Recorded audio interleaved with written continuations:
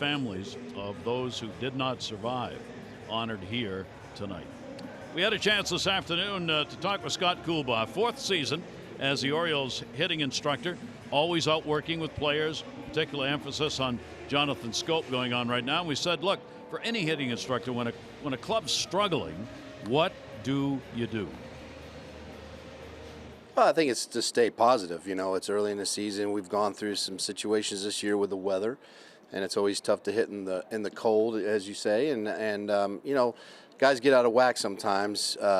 And just stay positive and keep reinforcing the positive things that they need to do individually to have success at the plate. And, you know, the main thing is slowing it down. You saw it with Jonathan Scope the other night.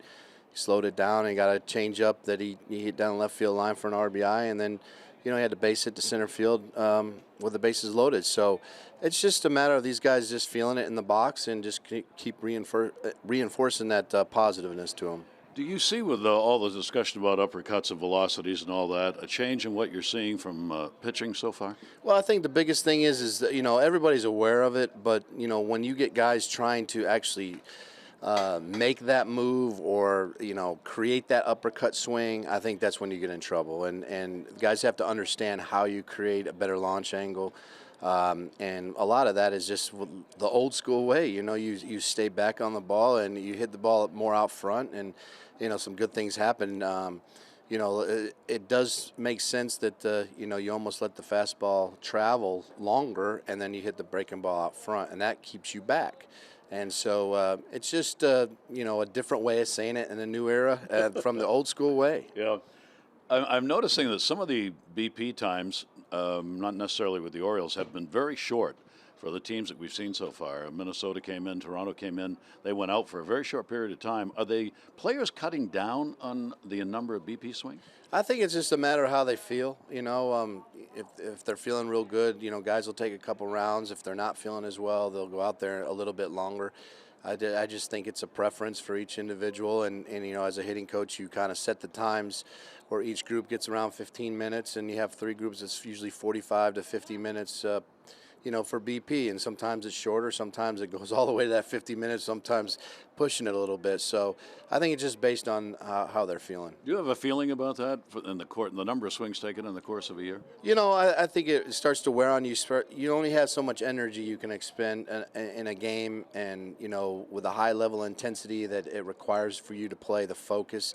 I think sometimes you have wasted energy when you're taking too many swings in BP and in the cages, and, you know, that's a hard thing for players to cut down because they have great work ethic and they want to try harder when things aren't going well. So it usually translates into too much work. So, you know, you try to let them know, hey, you got to back off a little bit. It's a long season, and, you know, stay mentally tough. General overview of what do you expect to see from Red Sox pitchers, if there is such a thing for this series? Well, I think that, you know, they're going well. I mean, obviously they're playing well, and we've always matched up well with them. We know what they have from the, you know, pitching front with Eduardo Rodriguez tonight. You know what he's going to feature.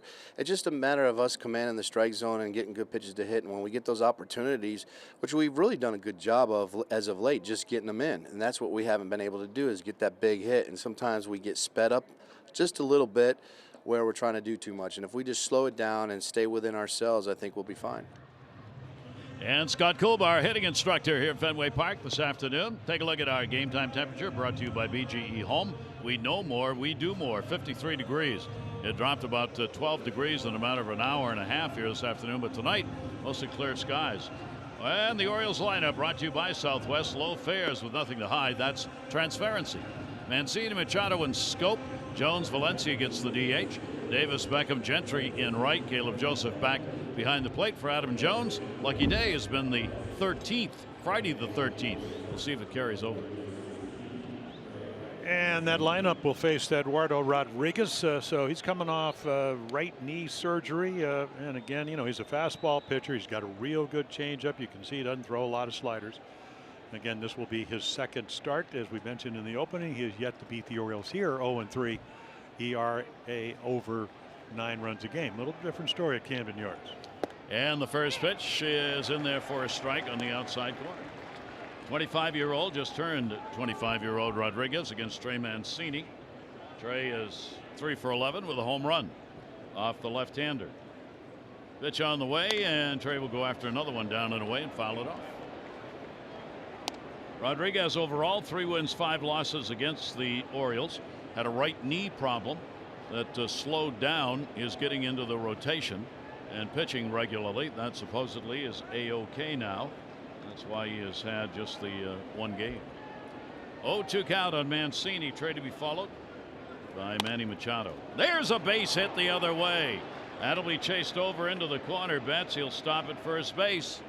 That's just what Scott Coolbaugh was talking about. Yeah, well, again, I mean, when you get the 2 strikes, you better protect the plate. And I don't know if anybody that does it any better on this ball club. Trey Mancini takes a fastball. Now he's the 3rd one he's seen. So he reacted to it. Again, if you're either trying to foul it off or try to keep it fair, they're not playing there because it was a perfect pitcher's pitch, and he turned it into a single. So Mancini's on with a base hit off the left-hander, and that will bring up Manny Machado. Gets his round of boos here at the ballpark. There are the numbers, and they're good. 321, 3 home runs, 6 RBIs against lefties so far. He's gone 4 for 11 this year, and 3 of the 4 hits against left-handers have been home runs this season. And the pitch will be an inside corner strike. We mentioned the Orioles against left-handed starters are 2-2 on the season so far, but the batting average against left-handers up there at 274. Right-handers 199. 0-1 count. Not a big lead at first base. Checks on one inside. Yeah, it seems like all the righties, and there have been a couple of Cy Young Award winners in there, with Verlander down in Houston and whatever, they're all pitching like they want to become Cy Young. And you know, the Orioles are good fastball hitters. You've seen a lot more breaking balls percentage up this year a little bit. Of course, Manny's you know, you look at the leaderboards, he's hitting .412 on fastballs up and in. So where'd they go the first pitch? Up and in. Up and in. 1 ball, 1 strike count. Long hold. Rodriguez, another one of those pitchers, Jim, moves around on the mound. He's way over, barely touching the pitching slab. Well, it gives him a great angle to the righties on the inside corner. You know, we saw, I mean, a lot of guys have done it. You know, Jamie Moyer, who won over 270 games, he's throwing 82 miles per hour because it does give you that angle. And what's his second best secondary pitch? The changeup. And again, he can start it in the middle of the plate, let the changeup fade down and away, kind of where Vasquez is sitting here. Rocks into that high set. Good scoop made behind the plate by Vasquez on one that skimmed a little bit. And the count goes to 3 balls and 1 strike. And of course, if you're Eduardo Rodriguez, you know, you came out of this organization. You know, this is his 4th year talking about the Oriole organization. He knows Manny Machado. Played against him in the minor leagues with him.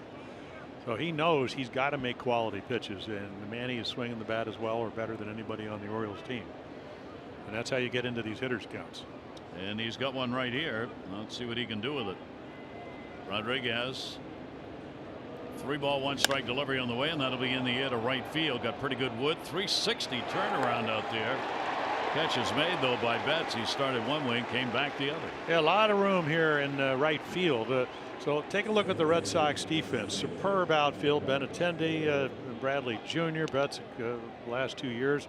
Came up as a second baseman. Gold Glover out in right field. Devers, Lynn, Nunez. Pedroia still recovering from the knee problems. And more than a couple of years ago won a Gold Glove, and then Vasquez, very good catch and throw catcher behind the plate. And here's Jonathan Scope. Runner on at first base and 1 down. Jonathan is 4 for 19 off Rodriguez with 1 home run in his career. Trey Mancini, leadoff single, still over there at first base. Very little breeze here tonight. It was blowing during batting practice. It has gone away here for a while. Pitch will be taken up. The Orioles, while they're catching a red hot team in Boston, 10-2, catching a team also missing 2 of their big offensive and defensive stars, with Bogarts out at short. And that slide he made into the dugout, broke a bone, not wearing any kind of protection on it. Just a natural healing process for Bogarts. And then Ramirez got clipped on the hand in the last game. The ball hit him on the back of one wrist and bounced to the other wrist. He's not on the DL, but whether he's actually available tonight to hit or not, it sounds like he is not. So he's out of the lineup, and he's their hottest hitter. 1-0 delivery on the way, and that one wrapped in the air to left field, going back towards the monster. A little roll, and it'll come off the 10. Mancini's going to go to third base. The throw will go to second, And Jonathan Scope has got himself a Fenway single. Yeah, maybe even a double. He's looking at what Trey Mancini does. I mean, this ball inside, so right here he's not running real hard. I mean, just in case the ball does go off the wall. Now, Benintendi has to have a good arm. You don't want to be getting thrown out for the second out here. But again, I think he assumed maybe that ball was either to go higher off the wall, and Mancini didn't get a good read on it, so therefore didn't want to get two guys stuck at second base. Yep, and that obviously is important here because it sets up the possibility of the double play to get him out of the inning. So a couple of hits. Benintendi, he tried to deke the Orioles on that. He kept going back as though he had a chance on it, and then the last minute turned around. Here is Adam. 240, couple of home runs lifetime off Rodriguez. Scope over at first, and Rodriguez will keep an eye on him. Pitch will come inside on a hard slider. So many ways that the Orioles can get the lead here. You know, you get the sacrifice fly, the infield's back. Obviously, it's a very fast infield, at least historically is. You know, Benintendi, I mean, where would you get a left fielder that would play this shallow in any other ballpark other than Fenway Park? I mean, even Wrigley Field, you're back a little bit. Yeah. I mean, he's really in. In fact, Betts in right field is in a few steps. Well, he's so athletic, and you know, if you can go back on a ball like, you know, the two-time Gold Glover, you can play shallow. And then, of course, he looks to his right. You got Jackie Bradley Jr., who can run him down with the best of them. Really good outfielder. Adam is 2 for 16 with runners in scoring position.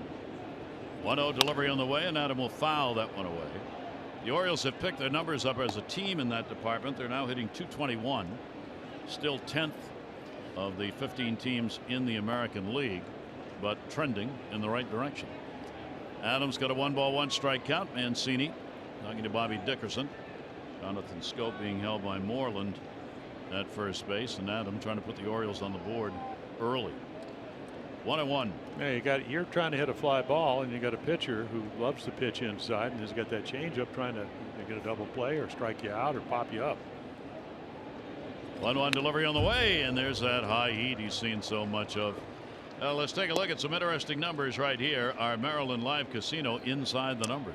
Yep, Friday the 13th. Stanton, Pujols. Yeah, they all can hit. Yeah. I know that's Friday the 13th. They do pretty well on the other days too. It's good, and it is Friday the 13th. So go get them, Adam. Yeah, that's a pitch just a little bit out of the zone. So now Eduardo Rodriguez in a position where he's going to try to induce maybe soft contact. You know, the exit velocity. Try to slow it down. 1 ball, 2-strike count on him. Runners off first and third, and the delivery to Jones is tapped foul. We have seen the high fastball used against the Orioles by a number of pitchers. The Orioles, the scouting reports that will show, have chased a number of those pitches. So until they stop, they're going to see more of them. Well, they're very aggressive, and you know, again, there's such a difference about the ball at your letters at the Orioles, and then you bring it. And we've talked about with Adam, he's done a great job over the years of just bringing it down underneath the bottom, the number 10. Because when he chases at the letters, that's a tough pitch to get on top of. 1 ball, 2-strike count. Rodriguez slowing the pace here in the first inning. 1-2 delivery on the way, and that one up in the air to left field, not deep. Runner will tag. Ball's going to carry a little bit over into the corner. Benintendi's got it. There'll be no play at the plate, and he'll come into second base to hold the runner there. So Jones gets it done. The Orioles are on the board. Sac fly, RBI. Well, the ability to put it in play with 2 strikes, huge.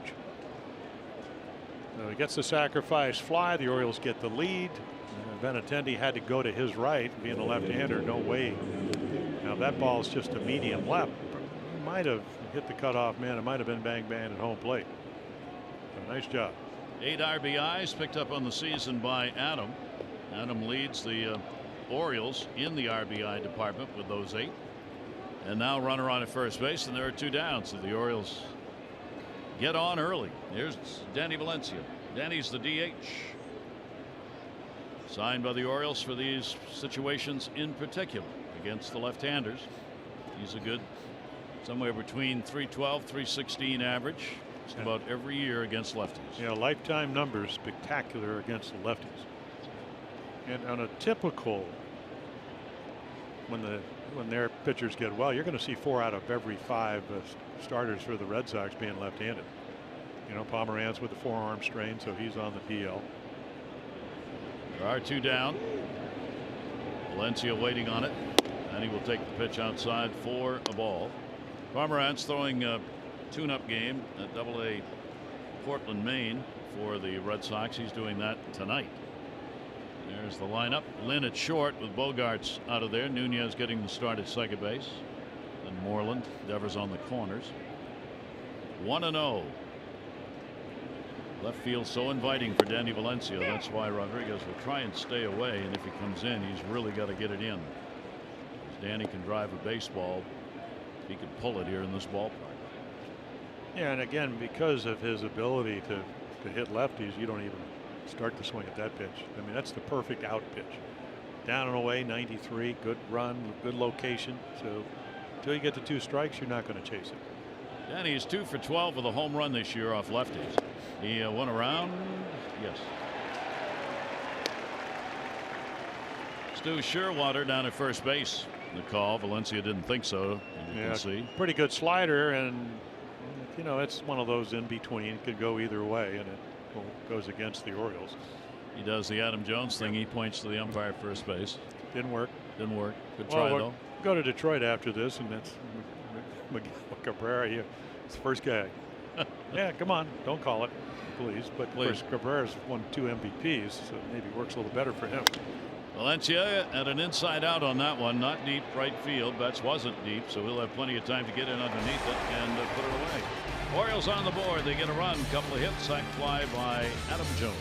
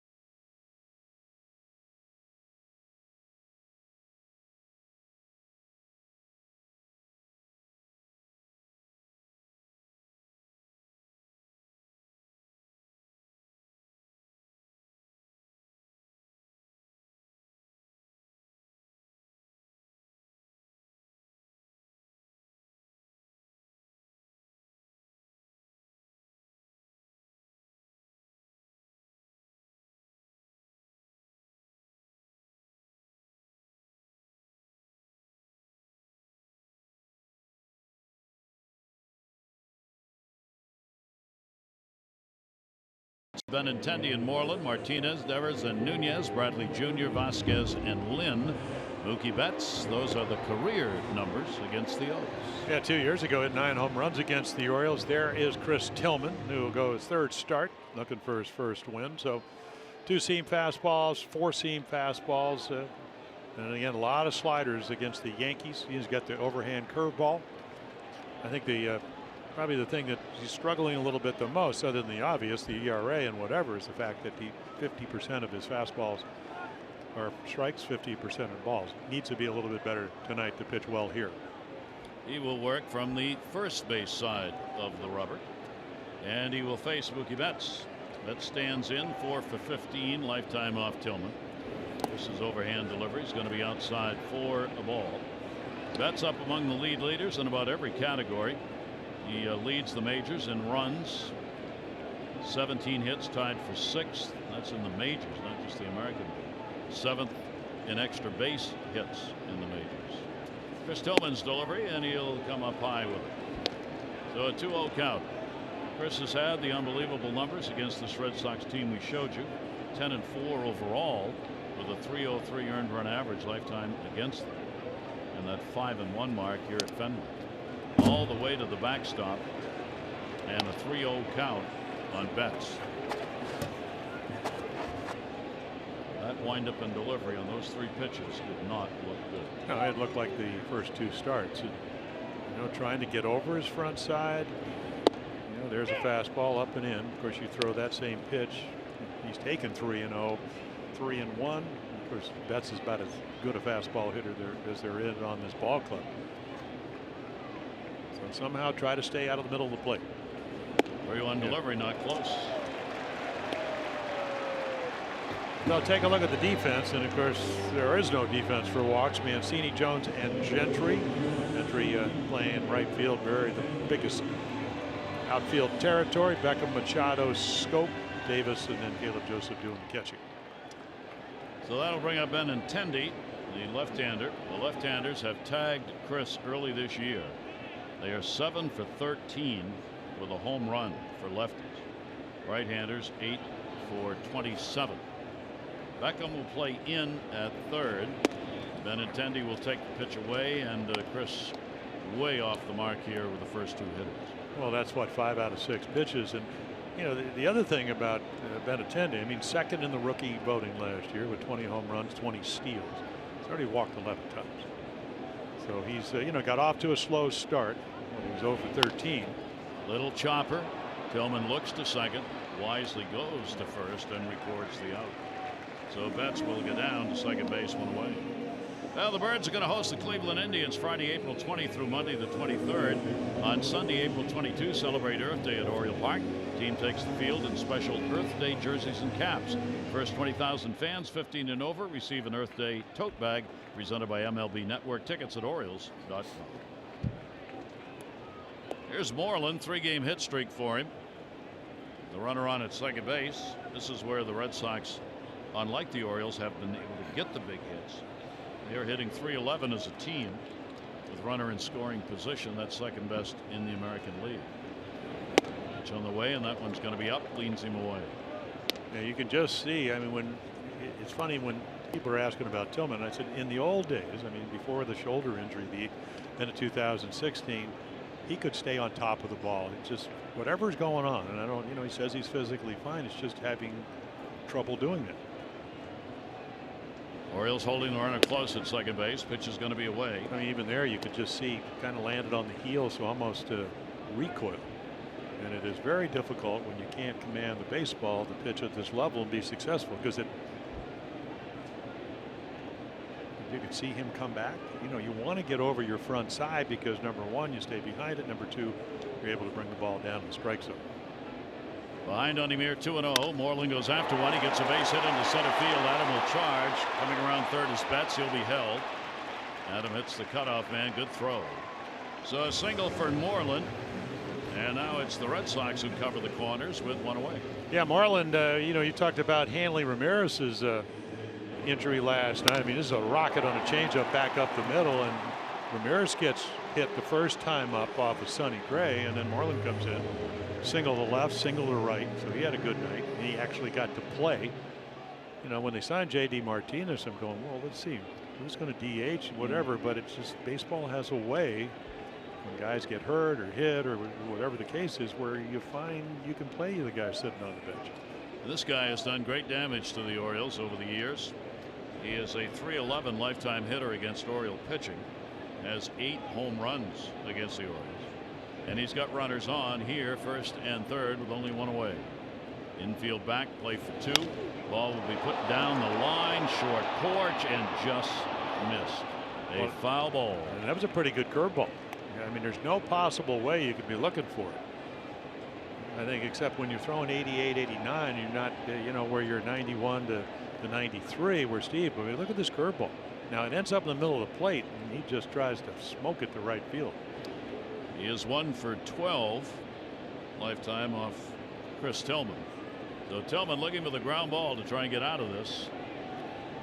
And Martinez, just like Jones, looking to put something in the air. Yep. And I think, did he go? Yes. See, so there's 92. Again, up the ladder. And this is again, when you stay behind the ball, you throw the ball downhill.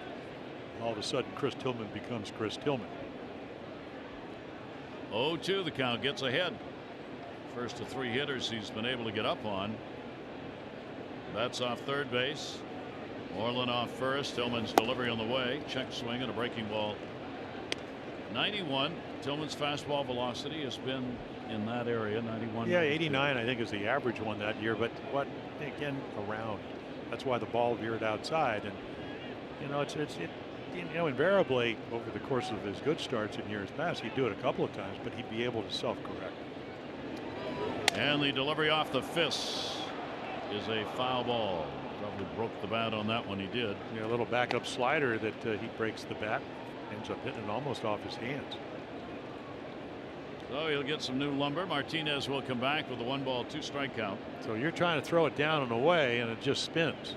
So again, you don't want to be called out on that inside corner, and he fights it off, breaks the bat.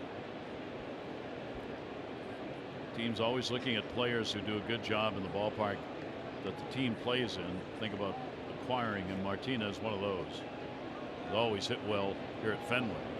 1-2 delivery on the way, and that one is going to miss down low. Count goes to 2 balls and 2 strikes. Martinez 18 hits, 13 career games at Fenway, 353. 7 multi-hit ball games, including a couple of home runs in this ballpark for the new Red Sox. 2-2, runners off first and third. Orioles lead, early lead in jeopardy. A little overthrow on that one's going to be outside, and the count goes full. See, the good slider, Gary, has tilt. In other words, when you're over the top, and he dropped it, the right arm drop when the left shoulder flies open, and it just kind of stays flat. When he pitches well, somehow he's able to figure out the rhythm, the timing, and be able to have that tilt where it goes down, not across. 3-2, and that one's going to put in the air to center. Runner will tag. Adam Jones. You got Betts with great speed at third. Adams going to throw it all up to the cutoff line. So a couple of sacrifice flies for each team here in the first inning. Ball game tied. Martinez gets up. Yeah, a little curveball that stays up, and Martinez is able to get the bat on it. But again, I think if you're Chris Tillman, you just want to settle down, get it out, trying to strike him out. But again, I mean, it backs up. Maybe it was a slider, but it just spins, and he sees RBI all over it. Ties the game up 1-1. So now runner at first base, 2 down. To this point, nearly identical first innings for these 2 ball clubs. JD Martinez gets his 11th RBI. Hanley Ramirez leads the Red Sox with 12 RBIs on the year. Tillman's delivery, and that'll be a strike on the outside corner. Rafael Devers, their third baseman. He's in a 0 for 12 streak right now. One of the few hitters on the Red Sox who's got any kind of an 0 for going. Defense straight up against him here with 2 down. Runner off first, and the off-speed deliveries outside. Yeah, but boy, does he have some bat speed. 8 home runs when he got called up last year, first 20 games. And of course, he was also 20 years old. First time that's ever happened. Let's score the new skipper. 1 ball, 1 strike count. Down the line, that's going to be a problem for the Orioles. That'll hit. That'll roll around in the corner. Watching it, Moreland. He'll come to third and be held, and it will be a double. And that's what he's been getting a bunch of, and that'll get him out of the over. Well, he can air out the fastball. So again, it's 90. It's not 93 to 95. And what happens, it stays up just enough. And look at the approach. I mean, that ball's off the outside corner, and then he just smokes it. He lets it travel. What did Scott Coolbaugh in your interview said? Hey, you can slow the ball down by letting it travel. The ball away, 90 is probably more like 85, and becomes very hittable unless you get it down and away. So here is a big at bat early in this ball game. The game is tied at 1-1. Nunez, who has gone 3 for 8 lifetime off Tillman, starting at second base. Eduardo Nunez 250, 3 RBIs on the year, 2 in scoring position. And the off-speed pitch is going to be taken up high for a ball. And the Red Sox get a chance to jump on top.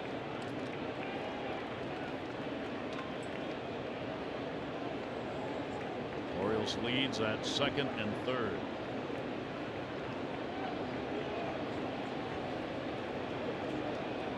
Nunez 3 for 14 with a home run, with runners in scoring position already this year. Good number. Tillman looked to third, 1-0 delivery on the way, and that one's going to be fouled back.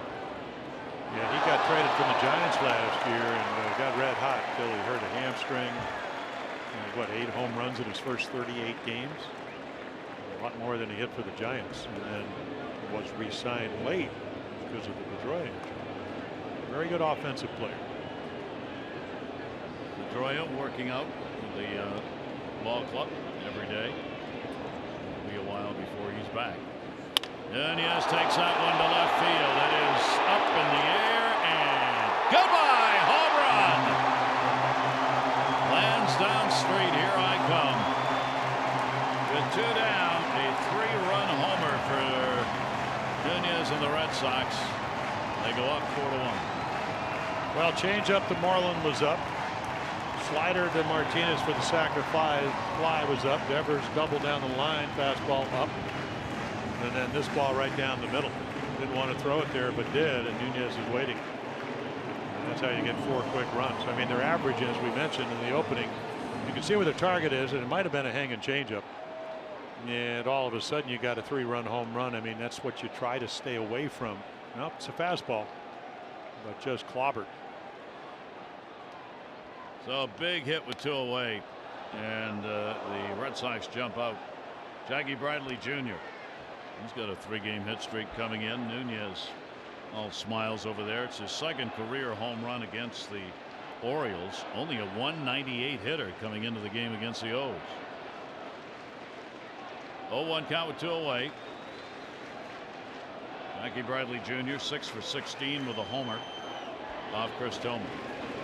And the way things are going right now, the Orioles are going to go to the bullpen early if this ball game's just going to get out of control. Well, talking to Buck Showalter, the Orioles skipper, saying, hey, we finally got our bullpen back into where we order off day yesterday. 3 quality starts, 12-foot, 14-inning games in New York.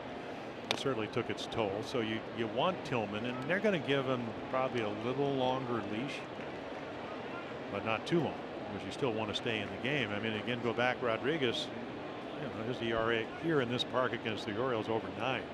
So you want to stay within winning distance.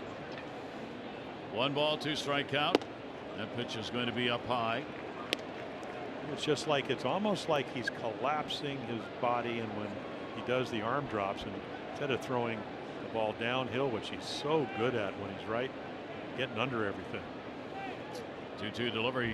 That'll be popped up right behind the mound. Manny Machado, he's got it, and that will end the inning. But 4 runs in, and the big home run, Nunez got 3 of them. Sac fly on the other.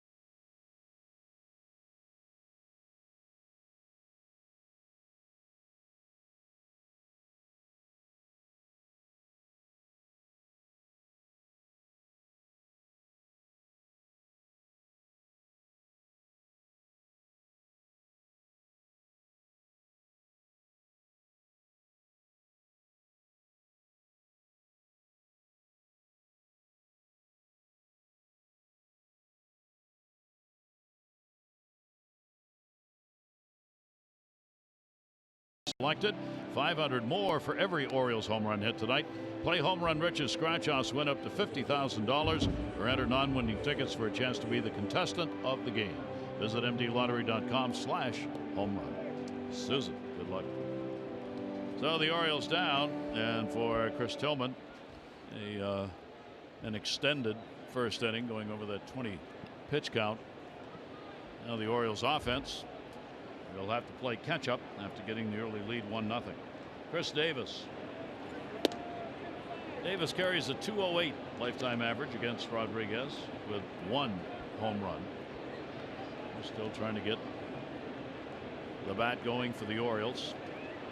Finally got the RBI at home to get it started and ripped into the screen area. The Orioles need that bat. 1 ball, 1 strike count. Chris has had a 1 for 6 against left-handers so far, and that was a home run.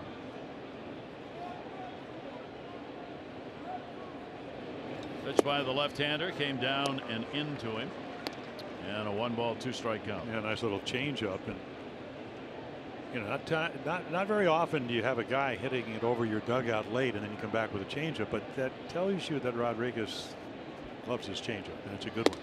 Then comes back with 93 and gets it. Normally when a guy's late on your fastball, you know you don't want to speed up the bat, but when you're struggling, and then again he just right up the ladder. And that's what 2 strikes does to you. You know, if you reverse the count, instead of 1 and 2, it's 2 and 1. Maybe when you're hitting well, you take that pitch. Get ahead, makes it much more difficult to hit. Tim Beckham will stand in against him. The only start Rodriguez made against Tampa Bay. 3 runs, 5 hits, 3 2/3 innings. His first start since that knee surgery in the offseason. Against the Orioles last year, 3 starts, he went 1 and 2. Lifetime 3 and 5 against the O's with a 4.6 earned run average. Beckham hitting at 212. Chase one that's down and away at 94. Well, he's got a great arm, and that's why the Orioles, to get Andrew Miller, had to give him up. And I think in a perfect world, if you make that trade, you try to lock up Miller like the Yankees did, even though they didn't do it in the same circumstances. They would sign him for 4 years and then trade him off to Cleveland for 4 young players. But he was always highly touted. 0-2, that's ripped down the line. Will it stay fair? No. Curving into the back row by the wall. So Beckham with the 2-strike count. Come back and stand in. This has been a good yard for Tim. His career average is 291 with a couple of home runs here at Fenway. And keep in mind, Beckham's numbers overall against Eastern Division teams has not been good lifetime. A little over 200. This ballpark has been entirely different for him. 0-2 delivery. Beckham will take it down low. Corey Blazer's the home plate umpire. Historically, one pitchers like throwing to, as tends to give the ones that are close to the pitcher. Rodriguez making Beckham wait. 1-2, stayed down and away. 2 Ks. Well, a lot of options. You know, 2 fastball, 2 or 4 seams. That's the changeup. And again, you know, he's already established in the fastball and then the slider. So this is again, this was the 2nd best pitching team in the American League last year. They won 93 games. Only the Indians better. Off to a great start. Those are incredible numbers, aren't they, for the starters? Our league leaderboard brought to you by Coons. When you're talking cars, you're talking Coons. Number 1 ERA for the starters. The bullpen, a different story. Red Sox bullpen is ranked 13th. But you got to get to them. Yeah, well, and then you don't want to get to Kimbrel, the closer. Yes. Yeah. So that in between bunch, as happens with most teams, if there's a underbelly, probably is going to be in that bridge between your setup man closer from your starter. Well, Porcello, I watched when we got in there last night, I watched the game, and he was magnificent against the Yankees. And they can hit a little bit. That's there on the corner. Yeah, it's just a matter. I mean, if with Eduardo Rodriguez, if he could stay healthy, and you talked about the patellar where they went in and stabilized it, sooner or later. There's a new pitching coach, Dana Lavangi, and he was a bullpen coach, scout. I mean, he's done about everything for the Red Sox over 28 years. And they said he's got a keen eye. Carl Willis, who was the pitching coach, he went back to the Indians. Chili Davis, the hitting instructor, went to the Cubs along with Brian Butterfield. So whole new staff. Yeah. For the new manager, Alex Cora. 1 ball, 2 strike count. Straight up D on Gentry. He'll take one. That's there. He struck the side out. So Rodriguez gets it done, and the Red Sox have the lead.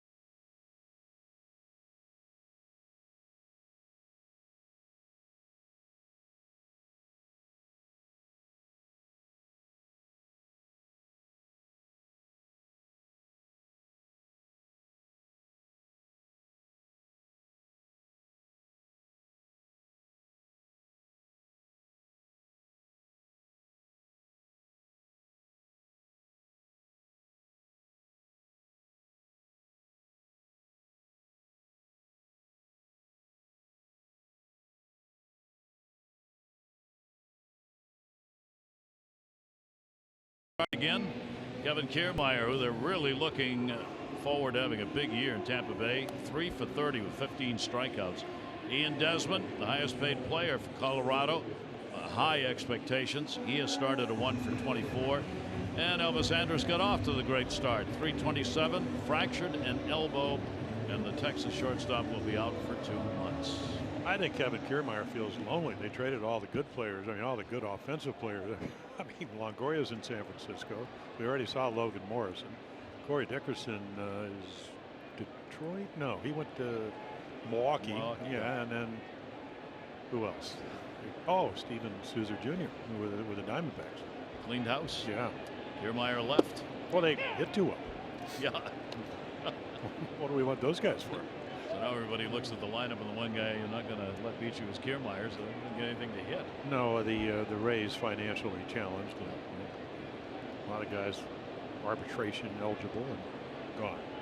Christian Vasquez, their catcher. Whoa. Look out. See if Tillman can rebound from a shaky first inning. Off-speed delivery that stayed inside here. You know, just a curveball that he doesn't get on top. And again, when you just can't stay close, they talk about, you know, his delivery, he kind of hooks the ball a little bit, but when he was winning 13 to 16 games, he did the same thing. Off-speed pitch, he was out in front of it, fouled it off. Well, you're just hoping. I mean, this is Fenway Park. You know, your guys get to hit another 7 times before you get your 27 out allotment done, and you know, settle down.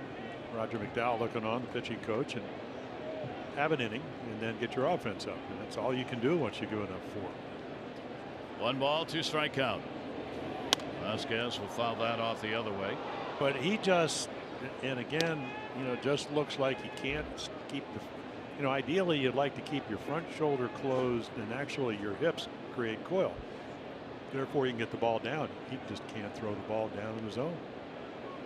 And it's hard to pitch it 88 to 90 belt high. It just doesn't work. 1-2 delivery. Had to wait on that a little bit. Didn't hit it very hard. Adam Jones. Vasquez is retired. 1 away here in the 2nd inning. Well, this season the kids cheer free at Oriole Park. Every adult that purchases a regularly priced individual game ticket in the upper deck invited to bring up to 2 kids ages 9 and under. Compliments of the Orioles. All remaining home games are available right now. You can plan your summer at Orioles.com/kids free. Bring them to the yard. Here is Lynn getting the start in the place of Bogarts. Lynn was called up on Tuesday and reached base for the first time yesterday when he picked up a walk. He played a couple of games at AAA Pawtucket, 3 for 6, 2 walks there. Made his debut last year. Real good defensive player. Whether or not he's going to have the bat to be able to hang on up here, we'll see. Well, the other thing is, I mean, in the old days when you had great offenses, your shortstop didn't have to hit. Mark Belanger won 8 Gold Gloves. They're scoring 8 runs a game. Bogarts is out for what, 2 weeks minimum. That's going to get down the line in left field, curving towards the line. It'll take a hop off the scoreboard. He's on his way to second base, and he goes in with a nice, easy double. Yeah, Tim Hires, he talked about a new staff. He takes Chili Davis's place, as the hitting instructor, and he said it's all about getting good pitches to hit. Are you selective? And right here, again, it's another ball up, very much like Devers' double down the left field line. A hittable pitch. So again, until you get to 2 strikes, you can look inside half, you can look up, down, you can look in, you can look at all kinds of things. And again, maybe this is why the Red Sox have been so successful. Don't not be aggressive, just be aggressive on your terms. Yeah. I mean, that's what Alex Cora, as the bench coach for Houston, told Mookie Betts, who walks to the plate. Runner on at second base, 1 down. You saw the first double of the career for Zue Lin, so he gets another look from a different perspective out there at second base. And now Betts is going to try and bring him home. And Alex Cora, he's managing the Red Sox now, but he was the bench coach. He said, we want you to be our George Springer, where, if you get your pitch, drive it, and certainly capable of doing it. Betts will take a breaking ball in for a strike. Yeah, good changeup and a fastball count. He is 3 for 6 with a home run with runners in scoring position for Betts. He has picked up a walk, scored that run in the first inning on the sac fly by J.D. Martinez. Now he gets an RBI chance. Pitch on the way to him, and he'll take one. Fastball. It's going to be away. Mookie Betts against the Orioles, 12 home runs, 278 lifetime batting average. Outstanding numbers, of course, for the Red Sox in that leadoff spot. And Lynn, who's got good speed, increasing his secondary lead with Scope trying to hold him a little bit closer. That ball's ripped. That's going to go into the corner. Lynn gets a jump. He'll score easily. Ball will roll to the wall. Mancini will get it into second. It'll be a stand-up double, back-to-back doubles, and it's 5-1. Yeah, one of the best fastball hitters around, and Lynn goes the other way, and then of course Betts, he gets a look for his pitch. Take a look. You can see where the glove is. Ball misses by what, about 6-8 inches, and then he's all over it. Hits it so hard he gets to the wall before Mancini can get it. So already you got what, 3 doubles, a home run. And again, you got to be at your best against this offense the way they've been playing at a high level. Red Sox just tattooing Chris Tillman. 5-1 lead, 5 hits. Still a runner at second now. Here's Benintendi, grounded out, first time up. He'll rip it down the line. Davis, a nice play. Chris was a step over, closer than he might otherwise have been with a left-hander up, and he makes the play. That'll move Betts to third. Yeah, first pitch, cutter slider, and again he hits it hard, but Chris Davis right there. So once again, you want to get as deep as you can, and it's certainly not going well. But I think the one thing about Chris Davis, and we saw it, or excuse me, Chris Tillman, is he's not going to give up. He never has. He's always been a gamer. He's just not the guy we knew. But you're going to get everything he has. And whether that's enough, hopefully he'll get some more starts, and maybe he'll settle down tonight. Bullpen being activated by the Orioles. But see, again, pitching is so much feel. So as we look at Rahu, who's been pitching great, but you don't want to have to bring him in at this point. What did that feel like when you miss maybe 2-3 feet from the strike zone? And if you don't have the feel, you just can't pitch at this level. And that's what's really been the case over the last really 5-6 months. You know, he won his first start last year against Chicago, went 5 innings, shut him out, and then hasn't won in 20 starts. Moreland with a big shift on. Betts is halfway down the line at third. And the pitch will be taken for a strike. Moreland picked up a base hit and scored. Red Sox have 3 of the top 10 averages coming into today's play in Betts, Bogarts, and Ramirez. Ramirez out, tied for the RBI lead in the American League with 12. Betts leads the American League now in runs scored, 15 of them. And a pitch. Did he go? No. Boy, Betts is just, you know, he's down there salivating about, could I do this? Well, I don't think you want to do it with Moreland up, No. but also that's why you take the stretch. You know, there's no way you're thinking about it. You know, you could step off. Look at him. Chris has to step off here. I mean, Manny's way back at short, so there's nobody close. So he's literally halfway down the line. 2 down, 3 ball, 1 strike count. And the pitch will just miss inside. So another full count. 3-2 this time. Oh, he walked him. Sorry. It was ball 4. So Moreland is on first and third. Orioles will come out of the shift. 2 walks surrendered by Tillman. But Showalter wants to give the bullpen a little more time, so there's going to be a mound visit here with the entire infield coming in to join Roger McDowell, and the batter remains. Araujo in the bullpen. Going to wait till he gives the sign. For Tillman in the other starts against Houston, he gave up 4 runs, 7 hits, and 4 innings. Against the Yankees, 5 runs, 8 hits in 5 1/3 innings. And this game, unfortunately for Chris, Well, same and problem. again, you look at the first one. I mean, there was 7 hits and 4 walks in 4 innings, so that's 11 base runners, the 1 home run. You know, in New York, he keeps the ball in the ballpark, but he gives up 8 hits and 4 walks. So the command issues, 50% of your fastballs for balls, 50% for strikes. You know, normally it'd be about 66% for him, because he's always had great command of his fastball. JD Martinez, sac fly first time up, first and third.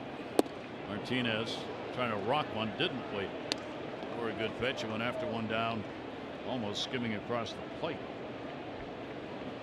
Against the Orioles, he's played 22 previous games, come away with a .311 batting average, 24 RBIs in those games. Tillman's delivery to him, that's going to be in the air to right. Venter will back up and he will get it. Martinez retired, another run in on the back-to-back doubles by Lynn and Betts. 5-1.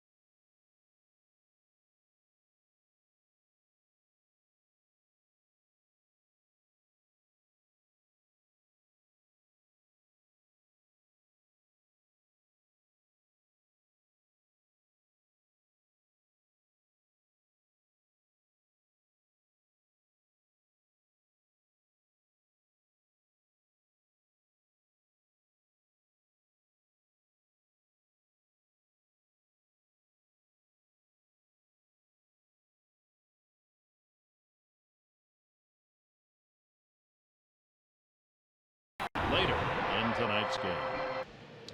Here at Fenway, the Red Sox 5 runs on 5 hits, a 5-1 lead as we go to the 3rd inning. Rodriguez striking the side out in the 2nd. The Orioles got a run on 2 hits in the 1st. Yeah, he goes, oh, I give up 1, they get me 4, and then all of a sudden, ball on the fingertips. All of a sudden, you know, 1 pitch is not going to make that much of a difference. And he punches out 3 guys in a row. Everything got much crisper in the 2nd. Caleb Joseph batting 9th will lead it off. 2 for 7 off Rodriguez, and both of those were home runs by the Oriole catcher. Yeah, it's kind of amazing. Again, we talked about 0-3 with a ERA of over 9 runs a game here, but in Camden Yards, which I would think is a more difficult place to pitch, he's 3-2 lifetime with an ERA of under 3 runs a game, and you figure that out. Good luck. Yeah, that seems more confident. 1 more on the 1-1. Pitch is taken down low. Orioles will not get David Price. He came out of the ball game against the Yankees with that tingling sensation in the hand. Says he's all right. They're going to hold him out, though. He'll pitch Tuesday. And the Orioles will get Velasquez, Chris Sale, and Brian Johnson in the games. The Orioles' Alex Cobb will make his Oriole debut tomorrow. So this is Price. This is what happened in that inning when he gave up, what, 4 runs in that game against through the 60 pitches in the 1st inning, yeah. and that hand just didn't feel right. Just had a tingle. You see him looking at it, moving it. So it came out of the game. They didn't find any structural problem of any kind. That ball's going to go to right again because he's shallow. Betts will call it in. I mean, that could easily be a double if he's back where most right fielders would play. Well, that's why when you talk about Mookie Betts, and you can talk about Gold Gloves, but in this ballpark, it is probably one of the most difficult right field to play. Dwight Evans for years, I think, won 8 or 9 Gold Gloves here, and you know, Dennis Eckersley, a Hall of Famer, was a starting pitcher before he became one of the premier relievers. He said, I learned to pitch here because I had Freddie Lynn in center field, I had Dwight Evans in right, and a lot of room. I could pitch to the big part, and they could run him down. Yeah. And that's what Betts could do. And there are big parts. Pitch will be taken inside. Trey Mancini, a base hit. Coming into the ball game, these are what the leadoff hitters have done for the Orioles this year. Yeah, not ideal in the sense that he's going to steal bases, but I think that day is, you know, that ship has passed as being automatic. Where you know, you want an good on base percentage, he can do that. You want a guy that can get on base, he can do that. I mean, he hit 345 with batting average and balls in play last year. He hit 24 home runs. He can do a lot of things, and if you don't have somebody better, put him up there where he'll get more at bats per game. Boy, see, you saw the numbers against the Red Sox. 360, and he's got 5 home runs against them, and he's hitting 500, over 500 now in this ballpark. He's had 14 hits in 27 at bats. 14 for 27 at Fenway with 2 home runs. Mancini will take one well located. Rodriguez at the knees catches the outside corner. Well, again, the pitch he hit the first time with 2 strikes was the perfect pitcher's pitch, and he reduced it to a single by going, you know, again, you know, subjugating the Eagle, taking what Rodriguez gave him, and he led to the first and only Oriole run. 3 ball 1 strike count on him here, and that pitch will miss just a little bit outside. First walk surrendered by Rodriguez. Well, there's a break. Yeah, that's what you need when you're down by 4. Need base runners, and the middle of the order with Manny Machado second, then Jonathan Scope. He'll get some power if he can get some people on. Manny will stand in, having flied out to right field his first time up. Up to 42 pitches thrown now by Rodriguez, with 1 down here in the 3rd inning. Rodriguez takes a long time. He's a slow pitcher. Pitch on the way, and that one's going to be wrapped towards the monster again, back near the warning track. Benintendi gets there to haul it in, and back to first base goes Mancini. Yeah, we're pretty high here. When you see the ball hit the left, kind of give you an idea of what it's like to pitch. Your heart starts beating because you figure, hey, 37-foot wall, not that far. When you finish pitching here, you feel like you have green paint on the back of your uniform, and it's intimidating, I mean, for a lot of people. And I think you got to be able to relax. You got to be able to use all your pitches, pitch in and out. You know, sometimes let them hit it real hard off the wall for singles instead of high fence scaper for doubles. I mean, there's an art to pitching here. And hitters have been bothered by the wall. For those who have used it for the long ball and base hits, there have been that many who have come into this ballpark and tried to use it and modified their swing and tried to pull everything if they were right-handed, and it has caused problems for a number of hitters in this yard who just overdid it. Did something different than what they do somewhere else. They've tried to become pull hitters and they don't use the whole field, and then what happens when you go on the road? Red Sox scored more on the road last year than they did here at Fenway. Pitch on the way will be taken outside. Jonathan picked up a base hit his first time up. Orioles a couple of hits on the board. The Red Sox with 5. Scope trying to get an inning going for the Orioles with Trey Mancini on. The walk at first base being held by Moreland. Outfield pretty much straight away. Fans still coming into the ballpark. Late arriving crowd here on this Friday night. Strike taken. I have no idea what the weather's going to look like. The forecast is not good here. And the temperature is supposed to drop down for a high of 35 or 37 tomorrow. And then Sunday and Monday could be anything. You get snow in the forecast and winds. And earlier it said there might have expecting an inch of rain on Monday. I heard more than that, a deluge. That's marathon day.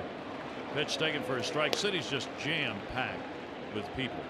All the runners, all who come to see it, all the families of the runners, and all kinds of setup taking place around Boston. Roads being closed and getting ready for the big Boston Marathon. And if it holds up, the weather, the Orioles will play an 11 o'clock game on Monday. 2 ball, 2 strike count, 2 down. Rodriguez a look over to Trey Mancini, and the pitch went up and missed. Yeah, that was one of those you kind of look back. You talked about Corey Blazer could maybe favor the pitcher, but that was a high slider that probably holds your breath a little bit. But again, for Eduardo Rodriguez, he has established he'll throw any pitch at any time.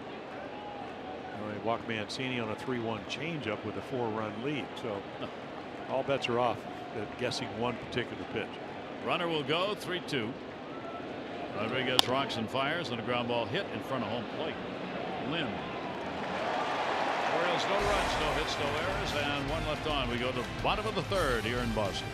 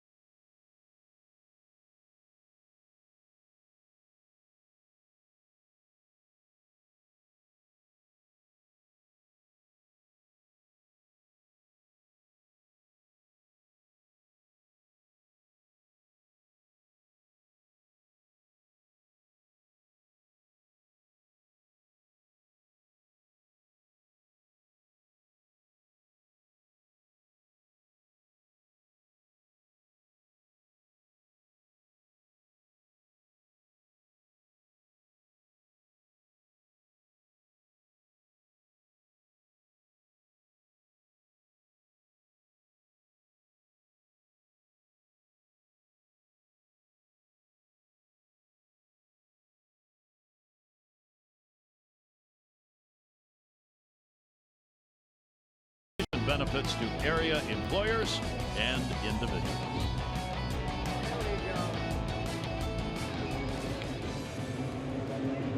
Marathoners. Yes. Mostly clear skies tonight. May not be able to say that again during the 4 days here, but actually a pleasant evening. Yeah, they're actually talking about how temperate it is. Yeah. Compared to the Yankee series. Of course, it rained last night. There was a rain delay. And just freezing. Pitch is taken away. They had a delay in the ball game last night because of the rain. Rafael Devers at the plate, third baseman, double, got out of an 0 for 12, scored in the first inning on the home run by Nunez. Tillman's pitch hit hard into right field. It'll be a base hit. He had to go upstairs, able to get the bat on it, and a leadoff single. Well, may the force be with you when the Orioles host Star Wars Night, Oriole Park, Friday, May 11 against Tampa. A limited number of tickets remain. Reserve your ticket, including an O'Day 1 Kenobi bobblehead. Plus, after the game, enjoy the first fireworks program of the season featuring Star Wars themed music. Ticket Orioles.com/Star Wars.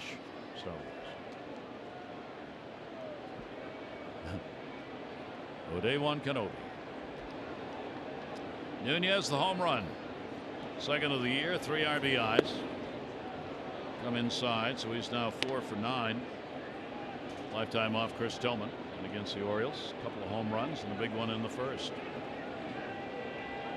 Eduardo Nunez getting the start at second base, and he has done well both defensively and offensively for the ball.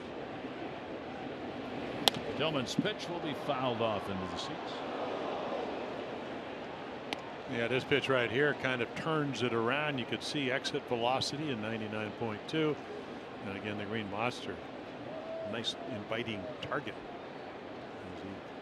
And you never really know how far they go. I mean, now we do because of StatCast, but used to be a screen out there before they put the green monster seats. Just to catch all those home run baseballs. That ball is going to fall in for a base hit.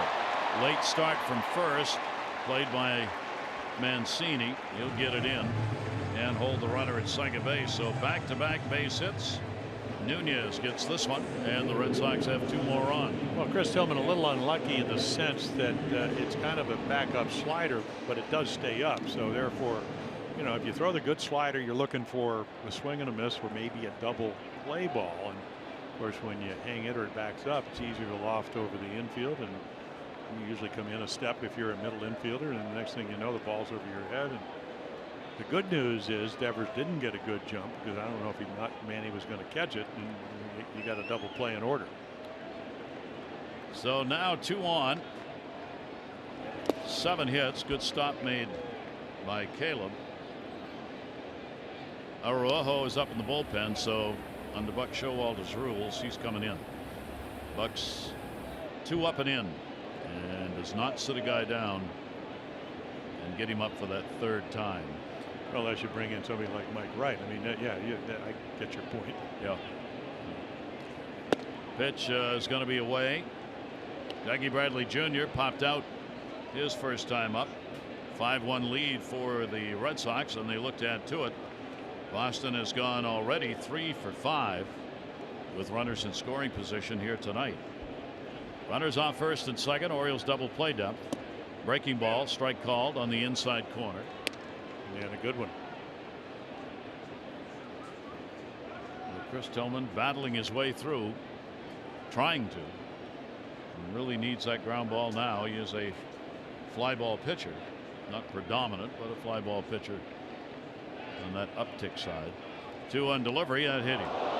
Yeah, again, that's flying open, and then the ball just goes with you, and you pull it. And that's going to force Buck Showalter to come out of the dugout and go to the bullpen. So a disappointing performance for Chris Tillman. He will work only 2+ innings. He breaks a streak with the starters. They've given up only 5 runs in 20 innings over the last 3 starts.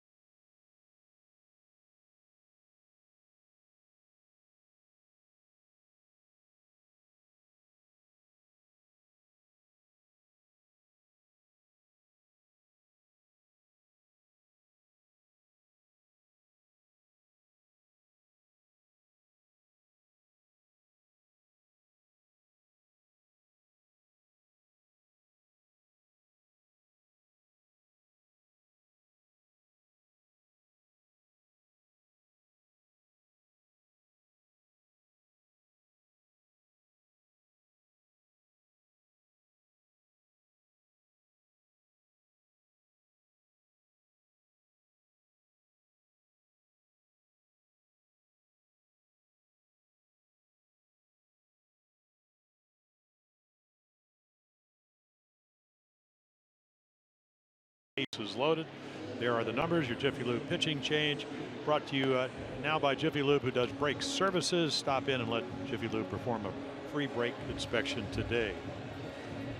So Pedro Araujo, one of the Rule 5 guys. There were 3. Nestor Cortez was put on waivers, and he'll go somewhere. And then Araujo from the Cubs organization. Fastball, changeup, occasional slider, and he's been very good. Vasquez with the bases loaded. Last 2 outings, you see Araujo with a 4 1/3. Effective. And his longest outing and came against the Yankees out of the bullpen for 2 1/3 innings. Well, he's got swing and miss stuff, you know, especially the changeup. It's like a splitter, it goes down. So again, I mean, you got to try to minimize here. You love to get a strikeout, but you have to get ahead to do that. Otherwise, you'll take a double play ball. Red Sox have had 3 Grand Slam home runs last year. None. Well, and they got those in a 4-game span. Well, they were last in the American League in home runs. Vasquez gets away. Runners coming. Araujo covering the tag. He couldn't get the body in there to block the plate, and a run will score on a wild pitch. Well, really, that is head up base running. I mean, you're already ahead 5-1, now 6-1. I don't know if Caleb gets, he just misses it off the glove. Look at Devers. He's a big guy, about 230 pounds. Araujo does a nice job, but he gets there just a shade late. Nice tag, and he's already across home plate for the 6th run. Close. Yeah, well, again, you know, that front foot a lot of times. So nice play by Caleb, but again, I don't know if he tags him until right at the end, and he's well across home plate. Yep, couldn't get the foot. Good play to the outside of the bag. So a run in. Runners move up. Infield will stay back. Vasquez, a 1-0 count. Araujo's delivery, and that'll be fouled back upstairs. Yeah, so again, a little late. Goes to tag him, and I don't think he hits him until right about now. He's already across home plate. Very close, though. But nice heads-up base running. I mean, you're taught that. Take your secondary lead, and a lot of times it's hard to get a read whether the ball, how far the ball goes behind the catcher. In this case, Caleb Joseph, but he terrific read. Key not to hesitate, and he didn't. Once it got away, he took off. Base runners, of course, the responsibility of Chris Tillman. So now runners at 2nd and 3rd, and Vasquez, who flied out to center field his first time up, looking to add a base hit and a couple more RBIs. 1 ball, 1 strike count. Araujo burns a heater that's foul tipped at 93 into the mid of Caleb Joseph. Yeah, everybody talked in spring training because he threw so many strikes. He wasn't, wasn't afraid to actually go after major league hitters, and he pitched in the fall league. Orioles saw him out there, and the rule draft, you have to keep him on the major league roster all year long. It costs you $100,000. But he was very, and it looks, Gary, to me, the fastball, he overthrew it early in the season, but now it's more comfortable. And again, he's not a guy that throws in the mid-90s, but the changeup, that is really the equalizer for him. He's only 24 years old. He worked 2 innings or more, 17 games last year, so he can come in and give you a couple of innings or even more than that. And then the pickup, of course, where he jumps from low minors to the majors this year. And that one is fouled off, and that hurt. So Velasquez, the catcher, put that one right off his foot, and will take the long walk back around the plate. Now here's the changeup, and it goes straight down. And again, he's just trying to stay alive and pounds it off one of his feet. Most catchers are used to that thing. Except you're not wearing all the equipment when you hit. You wish you were when you get hit like that, but you're not. Runners off 2nd and 3rd. There's nobody out. Orioles are playing for the out, giving the infield back. 2-2 delivery on the way. Vasquez fights that one off, so making him work here. Araujo having to throw so far 6 pitches to the first batter that he faces. Cool enough so you see the Pitchers are allowed to blow on that pitching end, warm it up a little bit. It used to be, the speed up the game used to be where you couldn't go to your mouth at all when you were on the dirt. You had to walk off and so on and so on. Now that changed. 2-2. Runners off second and third, and that one's going to be out of the ballpark, but it's foul. Way out. Someone over at Cask and Flagon just got a surprise in their beer. Where did that come from? Cask and Flagon? Yeah. Well, you do get around, don't you? That's getting around. I'm in deep trouble. It's been there forever. Oh, has it? Yeah, it's like the Sitco sign. It's long standing here at Fenway. 2 ball, 2 strike count. Well, they kind of moved the Sitco sign. It used to be over where they have Fanatics, or just left the second left field light stanchion. And they kind of put it way out there. And they were going to take it down, but the fans rose in opposition. Down to third and foul. He's really working it here. Nunez getting out of the way, the base runner. Bradley's on at second. And Vasquez. Well, he's battling 5 foul balls. Well, you know, again, you get your scouting reports and you go, okay, Pedro Araujo. Well, what's he do? Well, he throws 91 to 93, but what's his best pitch? The changeup, and he's thrown some good ones, and he's looking down, just trying to put the ball in play because he sees RBI. I mean, nobody out. You know, your infield's back because you don't, with runners at second, third, you don't want to give up 2 more and be down 8-1. 2-2 delivery on the way. Fans apparently are thinking about something else. The chant is Yankees suck. Well, that was yesterday. Yeah. Got that rivalry going again. Well, you know, I thought Alex Corey, he said, listen, we won 2 out of 3. Hey, yeah, I know what that's what you want to do.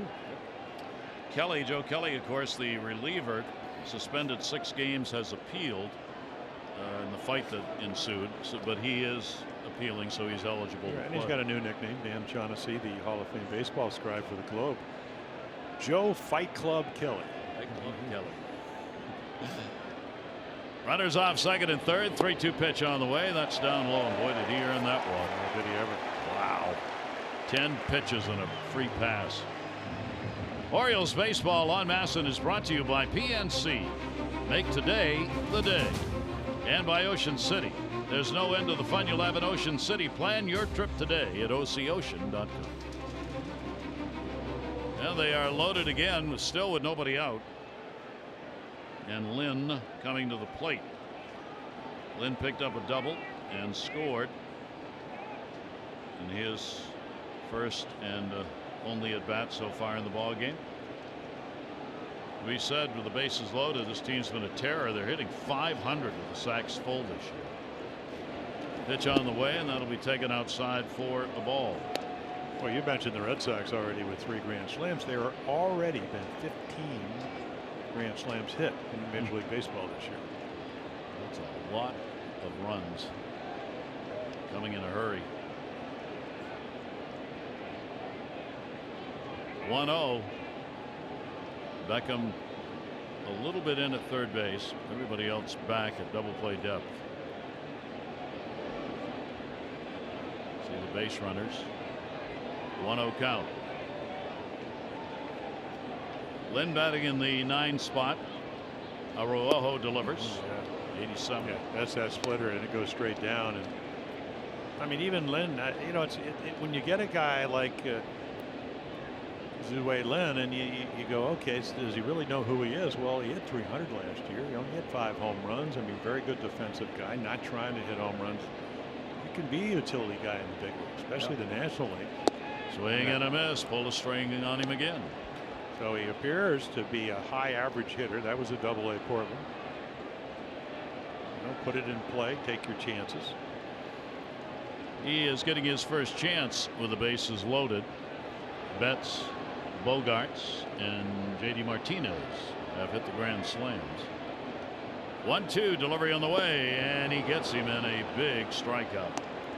So Araujo gets one, and now it'll ground ball and maybe get out of this. Yeah, again, another perfect pitch. You get to 2 strikes. We've seen Rodriguez do it for the Red Sox tonight. Don't have to throw a strike, and he doesn't. He's got the kind of Bruce Sutter, who's in the Hall of Fame for a split-fingered fastball. Ball goes straight down, and when you throw it at the knees, it's not going to end there. Yeah, the Red Sox. Mookie Betts up again. He's had an at-bat in each of the first 3 innings. Double RBI, walk, and a run scored. Bases loaded here. Step off on the mound. Red Sox up 6-1, out hitting the Orioles 7-2. We're in the bottom of the 3rd. Tillman out of there, still responsible for the 2 lead runners. And now a timeout asked for. A little cat and mouse being played here. Araujo keeps stepping off, so Betts decided he'd step out. And you see Showalter kind of shaking his head. Mind game. Right-hander's delivery, and Betts will go after 94. Heat up. Yeah, big swing, and that's what Tim Myers, the new hitting instructor, said. Hey, it's all right to be aggressive. You know, again, I'm sure that Tim was sitting over in the dugout going, well, you could bring it down a little bit because we've seen you know, hit almost 400 on that type of pitch.